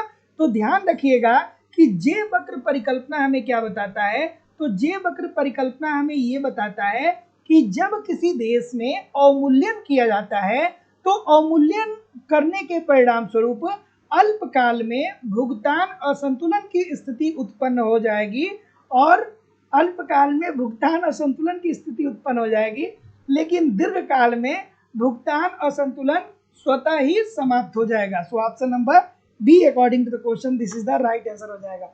अगला, ठीक है, अगला अगला अगला, हाँ क्या उत्तर होगा भाई? ठीक है, ये जितने भी फेस्टिवल है ना, इन सभी फेस्टिवलों से बहुत सारी यादें हमारी भी जुड़ी हुई हैं। जब मैं स्कूल में पढ़ा करता था या जब मैं कॉलेज में पढ़ा करता था तो बहुत सारे मित्र थे, बहुत मज़ा आता था। ये जितने भी फेस्टिवल हैं सबसे यादें जुड़ी हुई हैं, बहुत मज़ा आता था, है ना। क्या उत्तर आ रहा है भाई? क्या उत्तर आ रहा है? अब तो लाइफ इतनी व्यस्त हो गई है कि उतना मौका मिल नहीं पाता है, बट ठीक है। हाँ, क्या उत्तर आ रहा है? तो जितने लोग भी ए बोल रहे हैं सभी लोग का उत्तर ठीक होगा। इजी सी बात है कि बाजार, श्रम बाजार मूलतः सीमित होता है। तो देखिए भैया, हाँ तो देखिए, ठीक है, तो जितने लोग भी ए बोल रहे हैं कि बाजार के विस्तार से, सभी लोग का उत्तर ठीक है। श्रम विभाजन, जैसे आप बचपन में देखिए जब आप स्कूल जाते थे तो जब आपको कपड़ा सिलवाना होता था ना, तो घर वाले लोग लेकर के एक ही दर्जी के पास जाते थे और वही दर्जी क्या करता था, आपके कपड़े की माप लेता था, वही दर्जी कपड़ा काटता था, वही दर्जी कपड़ा सिलता था, वही प्रेस करता था, वही बिलिंग करता था, सब कुछ करता था। क्योंकि आज से 20-25 साल पहले, 30 साल पहले भारत में बाजार की स्थिति इतनी बड़ी नहीं थी, क्योंकि मांग ही नहीं थी। लेकिन अब क्या हुआ कि धीरे धीरे जैसे जैसे हमारे देश में हमारे देश का विकास हुआ, लोगों की मांग में वृद्धि हुई, और जब मांग में वृद्धि हुई तो बाजार का विस्तार हुआ, और जब बाजार का विस्तार हुआ तो श्रम का भी विभाजन हो गया। जैसे अब आप जाइए किसी अच्छे टेलर के पास, तो वहां पे क्या होगा, एक होगा जो कपड़ा आपका काटेगा, दूसरा आपका माप लेगा, तीसरा क्या करेगा, कपड़ा सिलेगा, चौथा प्रेस करेगा, पांचवा बिलिंग करेगा, छठा आपको देगा। तो क्या होगा, श्रम का जब विभाजन जो होगा वो बाजार के विस्तार से होगा। जितना बाजार बढ़ता चला जाएगा उतना ही श्रम का विभाजन बढ़ता चला जाएगा। अगला प्रश्न, कि जब मूल्य रुपए 10 रुपए हो तो मांग की मात्रा 5 केजी है, यदि मूल्य गिरकर 6 रुपए हो जाता है तो मांग की मात्रा 4 रुपया केजी हो जाती है। मांग की लोच क्या होगी? क्या उत्तर होगा? क्या उत्तर होगा? ठीक है, क्या बोल रहे हैं सर? तो अब देखिए इजी सी बात है, मांग की लोच का फॉर्मूला क्या होता है? मांग की लोच का फॉर्मूला क्या होता है सर? तो ईपी इज इक्वल टू क्या होता है, डेल्टा क्यू अपान डेल्टा पी, डेल्टा क्यू अपान डेल्टा पी इंटू पी अपान क्यू, पी अपान क्यू, यही तो होता है ना, यही तो होता है ना, यही होता है ना। ठीक है, तो अब देखिए P1 का मान कितना दे दिया गया, जब मूल्य क्या है 10 है, अर्थात P1 का मान कितना दे दिया गया है, P1 का मान दे दिया गया है 10। ठीक है, मांग की मात्रा अर्थात पहली मात्रा अर्थात Q1 का मान कितना दे दिया गया है, Q1 का मान आपका दे दिया गया है 5। ठीक है, फिर मूल्य गिर रहा है, पहले मूल्य क्या था, फर्स्ट मूल्य ये है, और सेकेंड मूल्य गिर करके 6 रुपये हो जा रहा है, अर्थात यहाँ पे P2 का मान क्या हो गया, P2 का जो मान है वो आपका 6 हो गया। और वहीं दूसरी तरफ बात करें Q1, अर्थात मांगी गई मात्रा 4 kg हो जा रही है, अर्थात Q2 का मान कितना हो गया, Q2 का जो मान हो गया वो 4 हो गया। अब यहाँ पे आप डेल्टा Q और डेल्टा P निकाल लीजिए, ठीक है ना। तो डेल्टा Q कैसे निकालते हैं, तो delta Q is equal to आपका होता है Q1 माइनस Q2, यही तो होता है ना। तो Q1 माइनस Q2 कितना, 5 माइनस 4 इज इक्वल टू क्या हो जाएगा, 1 हो जाएगा, ठीक है। अब डेल्टा P का मान निकाल लीजिए, तो डेल्टा P का मान क्या हो जाएगा, तो delta P is equal to क्या हो जाएगा, delta P is equal to क्या हो जाएगा, P1 माइनस P2, ठीक है। तो डेल्टा P का मान क्या हो जाएगा, delta P 10 minus 6 is equal to क्या हो जाएगा, 4, ठीक है, 4 हो जाएगा। तो आपको डेल्टा Q का भी मान पता चल गया, डेल्टा P का भी मान पता चल गया, P का भी मान पता चल गया, Q का भी मान पता चल गया। तो चलिए अब रख दीजिए।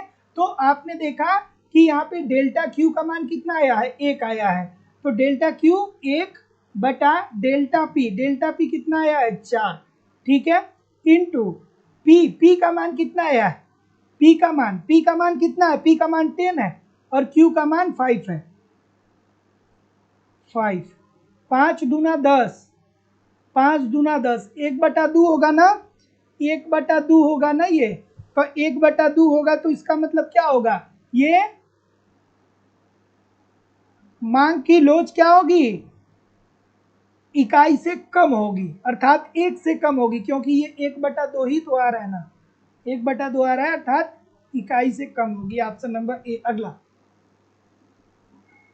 थोड़ा सा एडजस्ट करना होगा, 1 सेकेंड। हाँ चलिए इस प्रश्न का उत्तर करिए। हाँ क्या उत्तर आ रहा है, सभी लोग वीडियो को लाइक कर दीजिए, शेयर कर दीजिए, जो लोग भी चैनल पे नए हैं चैनल को सब्सक्राइब करके बेल आइकन को जरूर क्लिक कर दीजिए। क्या उत्तर आ रहा है भाई, ऑप्शन नंबर, ठीक है, डी बोल रहे हैं, सब डी बोल रहे हैं। वालरस की बात हो रही है, सामान्य संतुलन की बात हो रही है सर, बाजार का सामान्य संतुलन की बात हो रही है यहाँ पे। तो सामान्य संतुलन की अवधारणा वालरस ने दिया था ना, क्या बोला था, क्या बोला था, सामान्य संतुलन की अवधारणा किसने दिया था, वालरस ने दिया था। तो ये बाजार में सामान्य संतुलन की बात कर रहा है, थोड़ा सा मिसप्रिंट है लेकिन फिर भी समझ जाइए। तो निम्नलिखित में से किस अर्थशास्त्री के द्वारा दिया गया था, तो ये तो दिया गया था वालरस के द्वारा। सो ऑप्शन नंबर, जितने लोग भी डी बोल रहे हैं सभी लोग का उत्तर यहाँ पे बिल्कुल ठीक हो जाएगा। इसमें इन्होंने क्या कहा था कि इसमें कहा था कि उत्पादक साधनों की मांग एवं पूर्ति साम्य कीमतों पर एक दूसरे के समान ही पाई जाती है। So option number D. अगला, अब ऐसे प्रश्नों के लिए आपको थियरी पढ़नी पड़ेगी, अगर जो थियरी नहीं पढ़ रहे हैं तो भाई पढ़ा करिए, है ना। अगला है कि यदि श्रम की पूंजी के प्रति प्रतिस्थापन की दर MRTSL का मान 2 होता है तो उस बिंदु पर श्रम तथा पूंजी की सीमांत उत्पादकता के अनुपात का मान होगा। अब देखिए थियरी पढ़े हैं तो आप इसको जानते होंगे, नहीं पढ़े हैं तो आपको 2 घंटे भी दे दिया जाएगा, गूगल कर दिया जाएगा, गूगल से सर्च कर लीजिए और पेपर में उत्तर सही कर दीजिए, तो भी आप नहीं कर पाएंगे, क्योंकि ये इकोनॉमिक्स है, ये इकोनॉमिक्स है, गूगल भी नहीं बता पाएगा, है ना। चलिए क्या उत्तर आ रहा है भाई, क्या उत्तर आ रहा है, हाँ ठीक है। चलिए ऑप्शन नंबर सी डी सब किए हैं, क्यों सी डी है भाई, ठीक है। तो यहाँ पे क्या दिया गया है, यहाँ पे देखिए, यहाँ पे दिया गया है कि MRTSL इंटू के एल क्या बताता है, क्या बताता है, सभी लोग कमेंट करके बताइए। इसका मान क्या दे दिया गया है, 2 दे दिया गया है, ठीक है। तो ऐसी स्थिति में क्या हो जाएगा, ऐसी स्थिति में क्या होता है, MRTS LK is equal to क्या होता है, ये होता है MP2 अपान MP के। तो इसमें 2 ही तो दिया गया है ना, तो इसका मान क्या हो जाएगा, 2 ही तो होगा ना। तो जितने लोग भी ऑप्शन नंबर डी बोल रहे हैं सभी लोग का उत्तर यहाँ पे बिल्कुल ठीक हो जाएगा। अब देखिए इसके लिए थियरी आपको पढ़नी पड़ेगी। क्या उत्तर आ रहा है कि सूची 1 को सूची 2 के साथ सुमेलित कर दीजिए सर। क्या उत्तर आ रहा है, मार्शल ने क्या कहा था, ठीक है।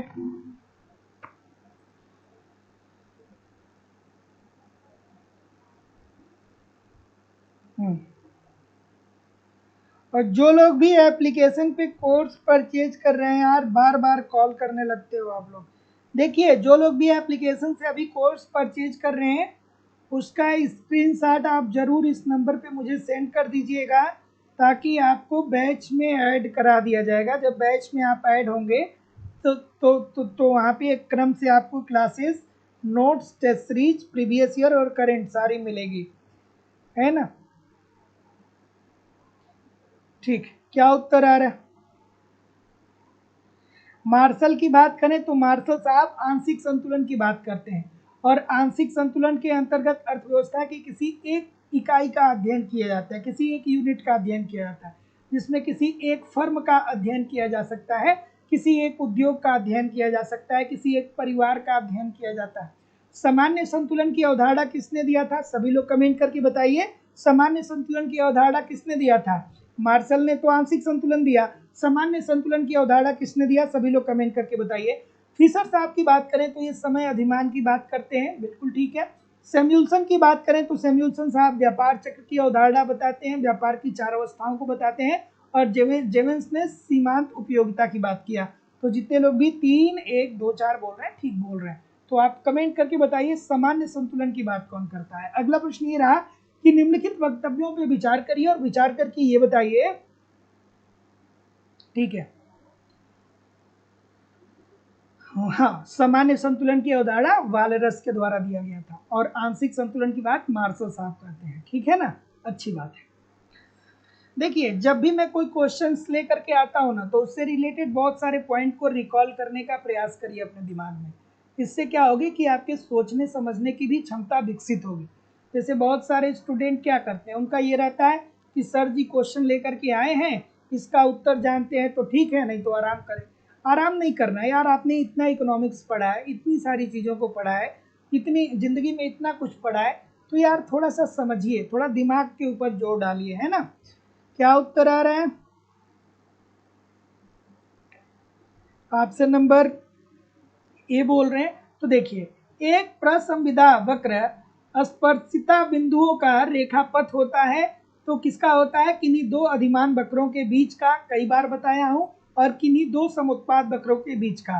अधिमान वक्र तथा बजट रेखाओं के बीच का नहीं होता, ये बात गलत हो जाएगी। तो जितने लोग भी ए बोल रहे हैं कि 1 और 2 सही है, सभी लोग का उत्तर यहाँ पे बिल्कुल ठीक हो जाएगा। अगला प्रश्न कि साधन लागत पर शुद्ध राष्ट्रीय उत्पाद बराबर होता है, ये आपके पेपर में लगभग पूछा ही जाता है। ये प्रश्न इकोनॉमिक्स की परीक्षाओं में ये प्रश्न डायरेक्टली इनडायरेक्टली जरूर पूछे जाते हैं, थोड़ा आराम से देखिएगा।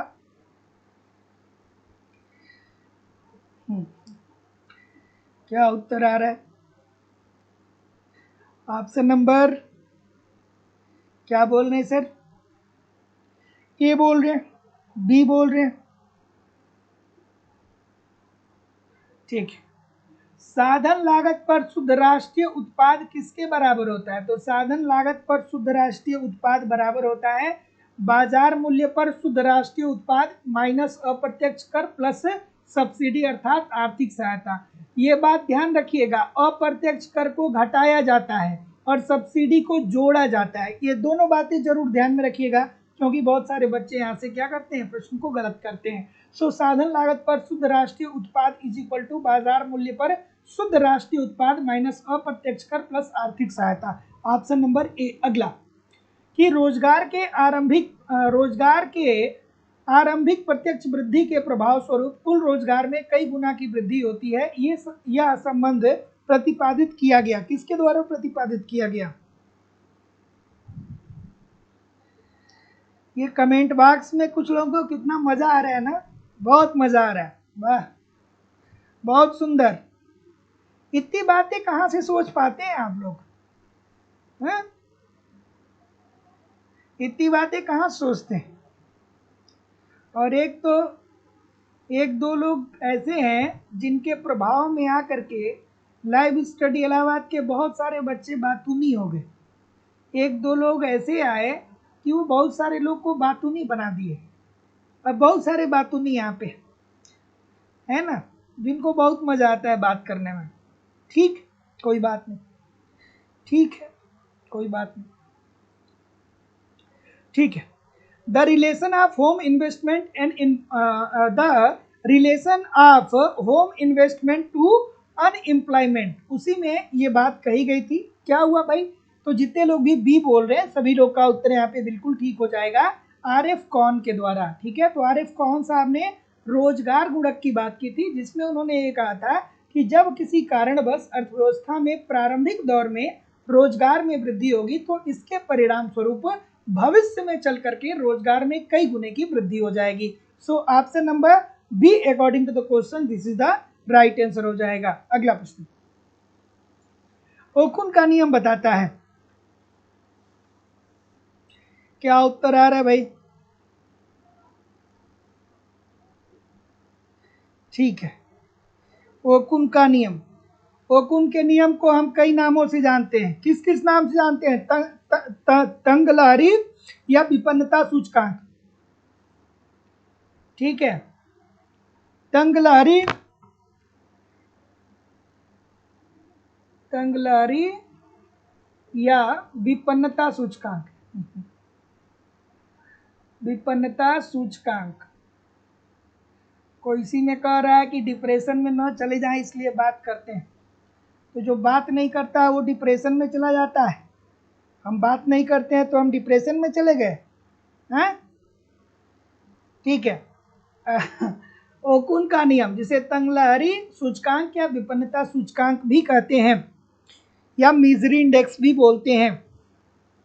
तो जितने लोग भी बी बोल रहे हैं सभी लोग का उत्तर यहाँ पे बिल्कुल ठीक है कि बेरोजगारी एवं वास्तविक आय में उन्होंने क्या बताया? ऋणात्मक संबंध बताया। उन्होंने क्या कहा? उन्होंने ये कहा कि देखिए भैया, जब अर्थव्यवस्था में बेरोजगारी में वृद्धि होगी ना, अर्थव्यवस्था में जब बेरोजगारी में वृद्धि होगी तो ऐसी स्थिति में लोगों की आय कम होगी। इजी सी बात है, बेरोजगारी बढ़ेगा तो लोगों की इनकम कम होगी, क्योंकि लोग अब बेरोजगार हो जाएंगे तो आय कहाँ से मिलेगा? या बेरोजगारी में जब कमी आएगी, जब लोगों को जब बेरोजगारी में कमी आएगी, इसका मतलब कि लोगों को रोजगार मिल रहा है। अब जब रोजगार मिल रहा है इसका मतलब कि लोगों की आय में वृद्धि हो रही है।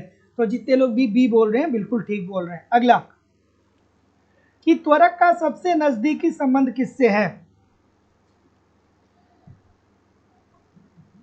क्या उत्तर होगा? क्या उत्तर होगा बताइए कि त्वरक का सबसे नजदीकी संबंध किससे है?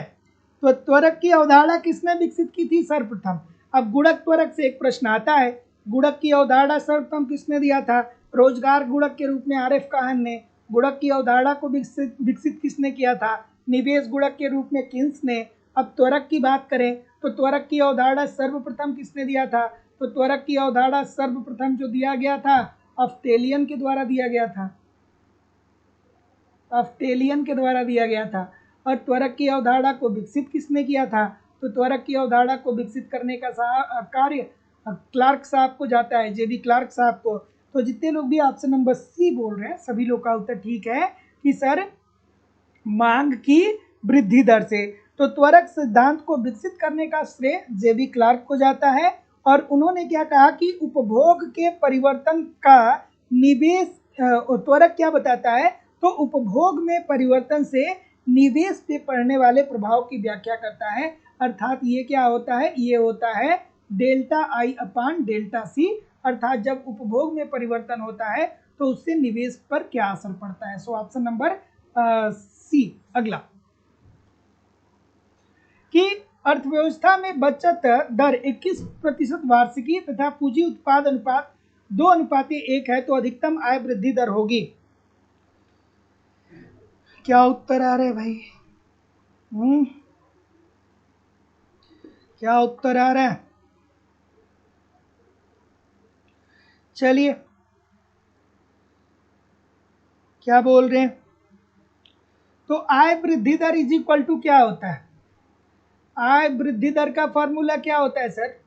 आय वृद्धि दर इज इक्वल टू क्या होता है? S/G होता है। यही तो होता है ना। बचत कितना दिया गया है यहाँ पे? बचत इसमें कितना दिया गया है, अर्थात S कितना दिया गया है? बचत की दर 21 दिया गया है, 21 दिया गया है, ठीक है। और G का मान कितना दे दिया गया है? पूंजी उत्पाद अनुपात, G का मान कितना दे दिया गया है? 2 दे दिया गया है। तो 21/2 कर दीजिए सर। 21/2 करेंगे तो 10.5 आएगा, यही तो 10.5। तो जितने लोग भी आपसे नंबर क्या बोल रहे हैं? बी बोल रहे हैं। सभी लोग का उत्तर यहाँ पे बिल्कुल ठीक है। अगला प्रश्न, और एक अगला प्रश्न कि एक अर्थव्यवस्था में दीर्घकालीन समग्र उपभोग फलन क्या होता है भाई? ठीक है, हाँ। और एक डिप्रेशन भी एक बहुत बड़ी समस्या आजकल के समय में हो गई है। खास करके ये उन लोगों के लिए है जो लोग अकेले जीवन को जीते हैं। और डिप्रेशन की एक सबसे खास बात ये होती है कि आपको खुद ही नहीं पता होता है कि आप डिप्रेशन की अवस्था में।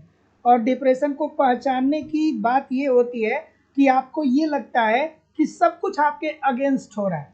जैसे आप अपने दिमाग में इतना ओवर थिंकिंग करते हैं कि हमारे साथ ये गलत हो रहा है, हमारे साथ ऐसे गलत हो जाएगा, वैसे गलत हो जाएगा। तो अगर जो आपके साथ ऐसा लग रहा है कि आप अकेले बहुत सालों से रह रहे हैं, अब ये भी नहीं कि आप दिमाग में बना लीजिए, लेकिन अगर जो आप बहुत लंबे समय तक अकेले रहते हैं तो ऐसी स्थिति आपके सामने आ सकती है जहाँ पे आपको लगता है कि दुनिया में सब कुछ गलत हो रहा है और सब आपके लिए ही गलत हो रहा है। आपकी ज़िंदगी बस अब का कोई औचित्य नहीं है। तो अगर जो इस प्रकार की अवस्था में है तो थोड़ा सा बाहर निकलिए, घूमिए फिरिए, थोड़ा सा लोगों के साथ रहिए, ठीक है ना। अक्सर हो जाता है, आजकल के समय में बहुत सारे लोग अकेले रहते हैं। चलिए, क्या उत्तर आ रहा है भाई? ये एक बहुत बड़ी समस्या है, आजकल के समय में एक बहुत बड़ी समस्या है। क्या उत्तर आ रहा है? तो जितने लोग भी ए बोल रहे हैं सभी लोग का उत्तर यहाँ पे बिल्कुल ठीक है कि एक अर्थव्यवस्था में दीर्घकालीन समग्र उपभोग फलन जो होता है वो किसको बताता है? आय और उपभोग के अनुपातिक संबंध को व्यक्त करता है। So option number A according to the question this is the right answer हो जाएगा। तो एक अर्थव्यवस्था में दीर्घकालीन समग्र उपभोग फलन आय और उपभोग में अनुपातिक संबंध को व्यक्त करता है। और टोबिन और स्मिथ का यह मानना था कि अल्पकाल में उपभोग एवं आय के बीच अनुपातिक संबंध नहीं होता है, लेकिन दीर्घकाल में आय और उपभोग के बीच अनुपातिक संबंध होता है। तो जितने लोग भी ऑप्शन नंबर ए बोल रहे हैं सभी लोग का उत्तर बिल्कुल ठीक हो जाएगा। अगला प्रश्न कि यदि delta I is equal to 100 और एमपीसी इज इक्वल टू 0.9 तब राष्ट्रीय आय में वृद्धि होगी। क्या उत्तर आ रहा है? चलिए, ऑप्शन नंबर क्या बोल रहे हैं सर? ऑप्शन नंबर कि डेल्टा आई का मान 10 दिया गया है, एमपीसी का मान 0.9 दिया गया है, तब राष्ट्रीय आय में वृद्धि दर को बताना है। क्या होगा? Delta Y upon delta I, delta Y upon delta I, ये क्या हो जाएगा? ये के का मान होता है ना, गुणक का मान होता है ना। इसको हम और कैसे लिख सकते हैं? इसको और हम लिख सकते हैं 1/1 माइनस सी से, ऐसे भी लिख सकते हैं। या हम इसे और लिख सकते हैं किस तरीके से? या हम इसे लिख सकते हैं delta Y is equal to पक्षांतर कर दीजिए 1 minus C into delta I, ठीक है। डेल्टा आई, जहां पे डेल्टा आई का मान कितना दे दिया गया है? डेल्टा आई का मान दे दिया गया है आपका 100, ठीक है। सी का मान कितना दे दिया गया है? सी का मान 0.9 दे दिया गया है। तो अब चलिए फॉर्मूले में रख दीजिए delta Y is equal to 1/1 minus C का मान कितना दे दिया गया है? 0.9 और डेल्टा आई का मान कितना दे दिया गया है? 100 दे दिया गया है। तो जब आप इसको सॉल्व करेंगे तो उत्तर आपका कितना आ जाएगा, 1000 आ जाएगा। तो जितने लोग भी ए बोल रहे हैं सभी लोग का उत्तर यहाँ पे बिल्कुल ठीक हो जाएगा, ऑप्शन नंबर ए। अगला प्रश्न आपके सामने ये रहा कि कुल निवेश व्यय निश्चित हो तब किन्सियन दशाओं में बचत प्रवृत्ति में वृद्धि का परिणाम क्या होगा? क्या होगा भाई? क्या होगा?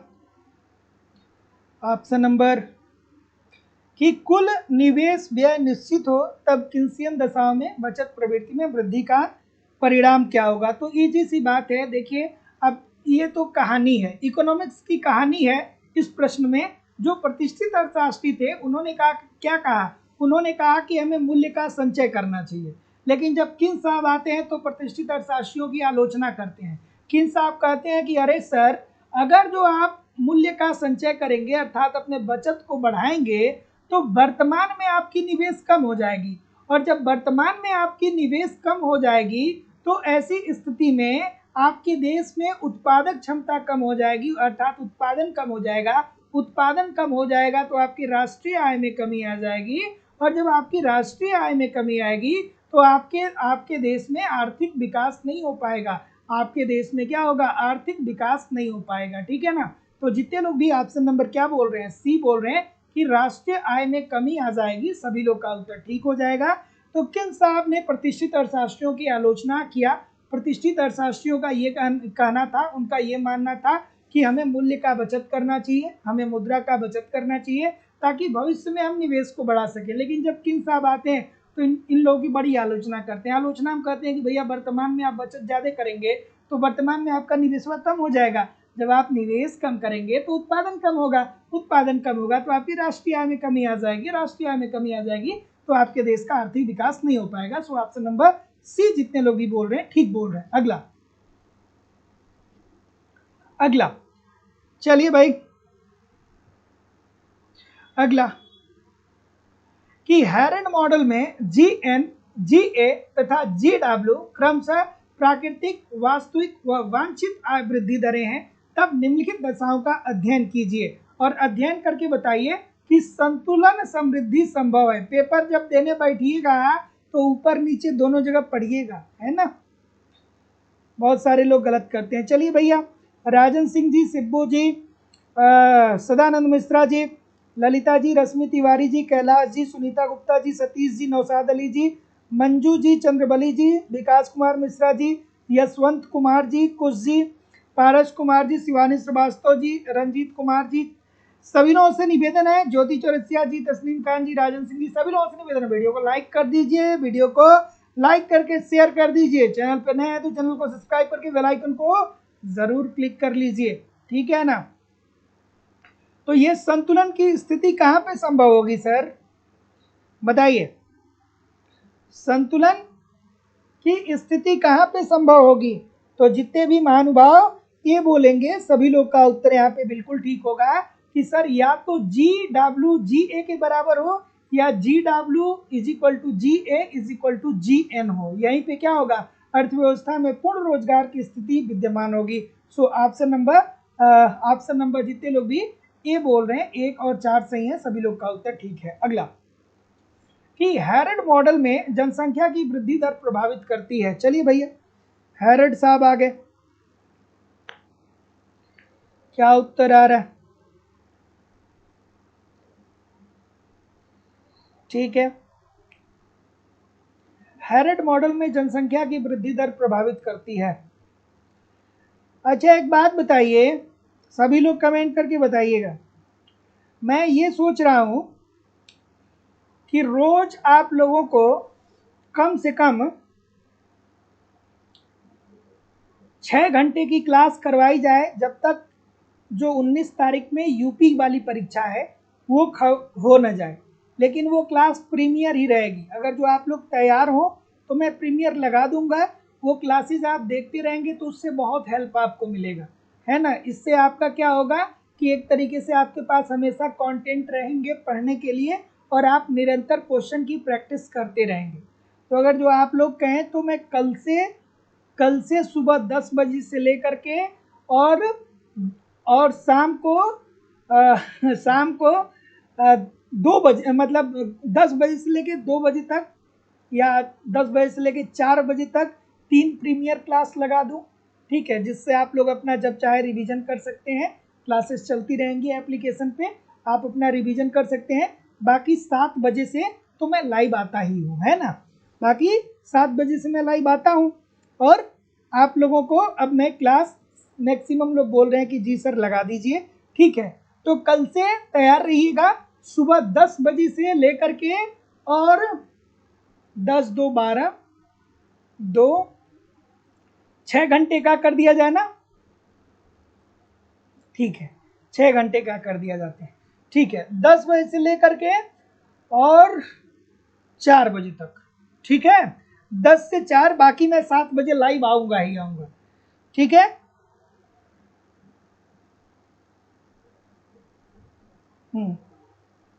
चलिए,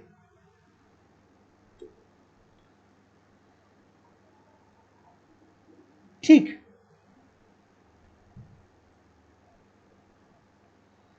अगला प्रश्न कि हैरड मॉडल में जनसंख्या की वृद्धि दर प्रभावित करती है। तो जितने लोग भी ऑप्शन नंबर क्या बोल रहे हैं, तो जितने लोग भी, देखिए बहुत सारी चीजें आपको यहीं से मिल जाएंगी अगर जो मेहनत से आप पढ़ेंगे। तो आप पेपर में देखिएगा, आपको लगेगा कि सर जी जो 7 बजे कराते हैं वही सारी चीजें हैं, है ना, बशर्ते आप थोड़े से 50 से 100 क्लास हमारे पढ़े होने चाहिए। 50 से 100 क्लास अगर जो आप हमारे पढ़े हैं तो परेशान ना होइएगा। क्या उत्तर आ रहा है, तो जितने लोग भी ए बोल रहे हैं सभी लोग का उत्तर यहाँ पे बिल्कुल ठीक हो जाएगा कि हैरड मॉडल में जनसंख्या की वृद्धि दर समृद्धि की प्राकृतिक दर को प्रभावित करती है, ठीक है। तो हैरड मॉडल में जनसंख्या की वृद्धि दर समृद्धि की प्राकृतिक दर को क्या करती है, प्रभावित करती है। और प्राकृतिक दर देश के प्राकृतिक संसाधनों, श्रम की उपलब्ध मात्रा तथा तकनीकी प्रगति आदि पे निर्भर करती है। So option number A according to the question this is the right answer हो जाएगा। अगला प्रश्न कि नर्स के अनुसार विकासशील देशों को किस कारण से अपने भुगतान शेष पर गहन एवं प्रतिकूल प्रभाव का सामना करना पड़ता है। अरे ठीक है यार, मोबाइल में नहीं तो टीवी पे लगा लीजिएगा, टेलीविजन घर में होगा, टेलीविजन पे लगा लीजिएगा, ब्लूटूथ लगा लीजिएगा, अपना देखते रहिएगा, जो काम करना होगा करते रहिएगा, और क्या। स्टैटिक्स के सेशन में लेकर के लाइव आऊंगा, है ना, स्टैटिक्स और करंट का सेशन में लाइव लेकर के आऊंगा, परेशान ना होइए। क्या उत्तर आ रहा है भाई, डी बोल रहे हैं। तो देखिए रेगनर नर्स साहब ने कहा कि एक जो व्यक्ति होता है ना वो प्रदर्शन करता है। प्रदर्शन का मतलब ये होता है कि जैसे देखिए बहुत सारे बेरोजगार लोग हैं लेकिन एप्पल का फ़ोन रखे हुए हैं, आईफोन रखे हुए हैं, 70,000 रुपये का, 1 लाख रुपए का वो आईफोन रखे हुए हैं, है बेरोजगारी का आलम। तो वो क्या करेगा, वो देश के भुगतान शेष पे असंतुलन क्रिएट होगा। क्यों होगा, क्योंकि भैया दूसरे देश से 1 लाख रुपए की वस्तु आ रही है तो भैया हमारा आयात बढ़ रहा है ना, हमारा आयात क्या हो रहा है, बढ़ रहा है, और निर्यात हमारा बढ़े नहीं रहा है। तो प्रदर्शन प्रभाव के कारण बेरोजगारी का आलम है, आईफोन लेकर के घूम रहे हैं, ठीक है। तो जितने लोग भी डी बोल रहे हैं सभी लोग का उत्तर यहाँ पे बिल्कुल ठीक हो जाएगा, ऑप्शन नंबर डी। अगला, निम्न संतुलन पास की अवधारणा किसने प्रस्तुत की। क्या उत्तर होगा भाई, क्या उत्तर होगा, क्या उत्तर होगा।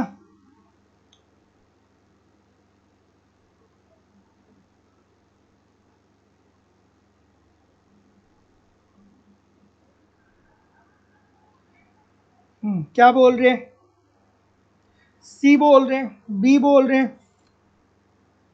तो जितने लोग भी सी बोल रहे हैं सभी लोग का उत्तर ठीक है। निम्न संतुलन पास की अवधारणा जो दिया था वो नेल्सन ने दिया था। और इसमें इन्होंने क्या कहा था, इसमें इन्होंने ये कहा था कि देखिए भैया जब जनसंख्या में वृद्धि होती है ना तो जनसंख्या में वृद्धि होने के कारण, जनसंख्या में वृद्धि होने के कारण प्रति व्यक्ति आय में क्या आ जाती है, कमी आ जाती है। प्रति व्यक्ति आय में क्या आ जाती है, कमी आ जाती है। और प्रति व्यक्ति आय जो होती है वो जीवन निर्वाह के बराबर हो जाता है। जीवन निर्वाह के बराबर हो जाता है, और जब जीवन निर्वाह के बराबर हो जाता है तो ऐसी स्थिति में लोगों की निवेश क्षमता जो होती है वो बहुत कम हो जाती है। तो जितने लोग भी सी बोल रहे हैं सभी लोग का उत्तर यहाँ पे बिल्कुल ठीक हो जाएगा। ठीक है, क्या बोल रहे हैं सभी लोग यार? बहुत सारा कंट्रोवर्सी क्रिएट कर रहे हैं आप लोग। क्या नहीं लगे क्लास? क्लास नहीं लगे? हाँ,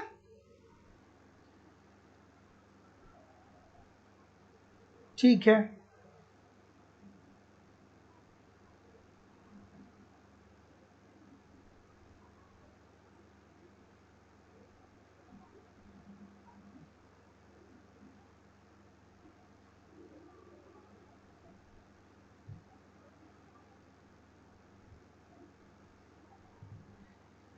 ठीक,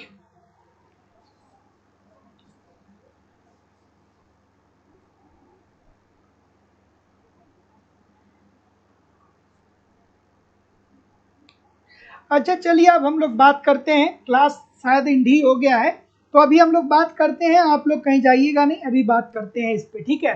और देखिए, आप लोगों की इकोनॉमिक्स की जो दूसरी क्लास होती है वो लाइव स्टडी इलाहाबाद के मोबाइल एप्लीकेशन पे होती है, जहाँ पे आपको इकोनॉमिक्स के अलग अलग बैच देखने को मिलते हैं, और अलग अलग बैचेज में आपको आपके सिलेबस के अकॉर्डिंग इकोनॉमिक्स के कंप्लीट कंटेंट सिंपल, सटीक और साधारण भाषा में प्रोवाइड किए जा रहे हैं, ताकि कम समय में बेहतर ढंग से आप इकोनॉमिक्स को सीख सकें, समझ सकें और सफलता को सुनिश्चित कर सकें। जैसे कि आपको आपके सिलेबस के अनुसार इकोनॉमिक्स के कंप्लीट कॉन्सेप्ट पढ़ाए जा रहे हैं, अर्थात थियरी पढ़ाई जा रही है। इसकी लाइव क्लास होती है। अगर जो आप लाइव क्लास में नहीं जुड़ पाते हैं तो बाद में आपको रिकॉर्डेड क्लास मिल जाता है, तो आप अपने समय के अनुसार कभी भी क्लास को ज्वाइन कर सकते हैं। साथ ही साथ कंप्लीट आपको इकोनॉमिक्स के नोट्स भी दिए जा रहे हैं। मेरी खुद की हैंड राइटिंग का मैं नोट्स आपको दे रहा हूँ, ताकि आप एक तरफ थियरी को पढ़ते रहिए और दूसरी तरफ नोट्स के माध्यम से रिवीजन करते रहिए। आपको टेस्ट सीरीज भी दिया जा रहा है, आप टेस्ट दीजिए, देखिए गलती कहाँ पे हो रही है, गलती क्यों हो रही है, उसमें सुधार करिए, फिर अगला टेस्ट दीजिए, जिससे आपकी एक्यूरेसी बेहतर हो पाए। आपको प्रीवियस ईयर के क्वेश्चन पेपर भी दिए जा रहे हैं, डायरेक्टली इनडायरेक्टली बहुत सारे प्रश्न प्रीवियस ईयर से पूछे जाते हैं, और करंट की भी क्लासेज आपको यहाँ पे करवाई जा रही है। सब कुछ कवर कराना हमारी जिम्मेदारी है। बस आप ईमानदारी से इन सभी कंटेंट को एप्लीकेशन पे फॉलो करते रहिए, यूट्यूब पे प्रैक्टिस करते रहिए। मैं निश्चित तौर पे कह सकता हूँ कि बहुत ही कम समय में बेहतर ढंग से आप इकोनॉमिक्स को सीख सकते हैं, समझ सकते हैं और सफलता को सुनिश्चित कर सकते हैं। अगर जो बात करें एडमिशन की, तो एडमिशन की फीस जो है वो केवल और केवल 2,000 रुपये है, लाइफ टाइम की वैलिडिटी के साथ। लाइफ टाइम की वैलिडिटी आपको मिलती है। लाइफ टाइम की वैलिडिटी के साथ एडमिशन फीस केवल और केवल 2,000 रुपये है। तो जो लोग भी एडमिशन लेना चाहते हैं, डिस्क्रिप्शन बॉक्स में जाइए, लाइव स्टडी इलाहाबाद के मोबाइल एप्लीकेशन का लिंक मिलेगा, एप्लीकेशन को डाउनलोड कर लीजिएगा, और वहाँ से डायरेक्ट जिस भी एग्जाम की आप तैयारी करना चाहते हैं उस एग्जाम के लिए आप अपना कोर्स परचेज कर सकते हैं। या अगर जो आपको कोई भी इंक्वायरी है तो आप मुझे इस नंबर पे कॉल या व्हाट्सएप मैसेज भी कर सकते हैं। ठीक है, कोई भी आपकी इंक्वायरी है तो इस नंबर पे कॉल या व्हाट्सएप मैसेज कर सकते हैं। आपको इकोनॉमिक्स के सभी बैच मिल जाएंगे, जैसे उत्तर प्रदेश में टीजीटी, उत्तर प्रदेश में PGT, GIC lecturer, LT grade. Bihar में आपको टीआरई का बैच मिल जाएगा, बिहार में आपको सेट और बेट के लिए बैच मिल जाएगा। ठीक है, मध्य प्रदेश में वर्ग 1, वर्ग 2, वर्ग 3, मध्य प्रदेश में सेट के लिए बैच मिल जाएगा। अलग अलग सारे बैच हैं।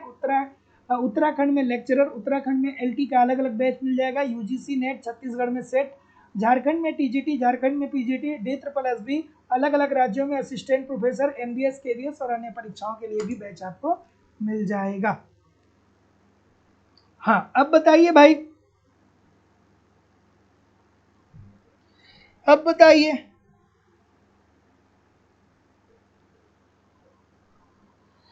ठीक है, तो कल क्या किया जाए, बताइए भाई, कल क्या किया जाए? क्लास आप लोग देखेंगे, प्रीमियर क्लास लगा दिया जाए कि रहने दिया जाए? चलिए, अगर जो क्लास की स्पीड इंक्रीज हो जाएगी, है ना, क्लास की स्पीड अगर जो इंक्रीज हो जाती है तो इंक्रीज करके लगा दूंगा।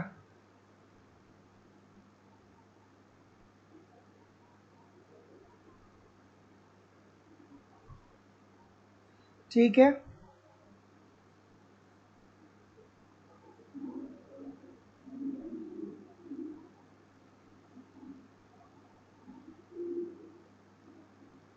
चलिए 2 घंटे की क्लास लगा देता हूँ, ठीक है, ये बात भी सही है, 2 घंटे की क्लास ही लगाऊंगा, ज़्यादा नहीं लगाऊंगा। 2 घंटे की 10 बजे से ज्वाइन करिएगा, ठीक है ना, 10 से 12 दो घंटे की क्लास ज्वाइन करिए रोज, ठीक है। बाकी मैं 7 बजे से लाइव आऊँगा ही यूट्यूब पे, 7 बजे से लाइव आऊँगा। और डिस्क्रिप्शन बॉक्स में जाइए, टेलीग्राम और व्हाट्सएप चैनल को ज्वाइन कर लीजिए, ठीक है ना। एक ही क्लास लगाता हूँ, चलिए आप लोगों की जैसी इच्छा, एक ही क्लास लगा दूंगा। और आप देख लीजिएगा।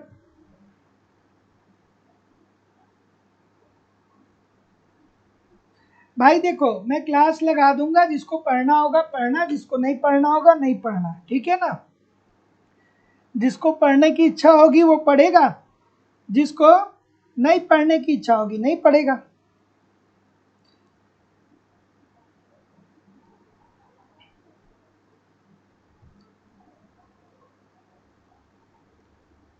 ठीक है, कोई बात नहीं। चलिए मिलते हैं हम लोग कल, फिर कल मिलेंगे एप्लीकेशन, फिर यूट्यूब पे मिलते हैं कल शाम को, लाइव में मिलता हूँ 7 बजे, ठीक है।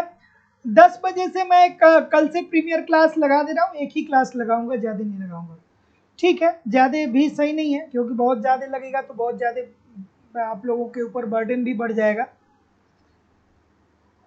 ठीक ठीक ठीक। तो ठीक है, कोई बात नहीं। 10 बजे से सही रहेगा, 10 बजे से सही रहेगा, ठीक है। कल मॉर्निंग में 10 बजे से क्लास लगा दूंगा, 2 घंटे की क्लास होगी। सो चलिए मिलते हैं कल, पढ़िए आगे बढ़िए, थैंक यू वेरी मच। जाते जाते वीडियो को लाइक कर दीजिए, शेयर कर दीजिए, चैनल पे नए हैं तो चैनल को सब्सक्राइब करके बेल आइकन को ज़रूर क्लिक कर लीजिए।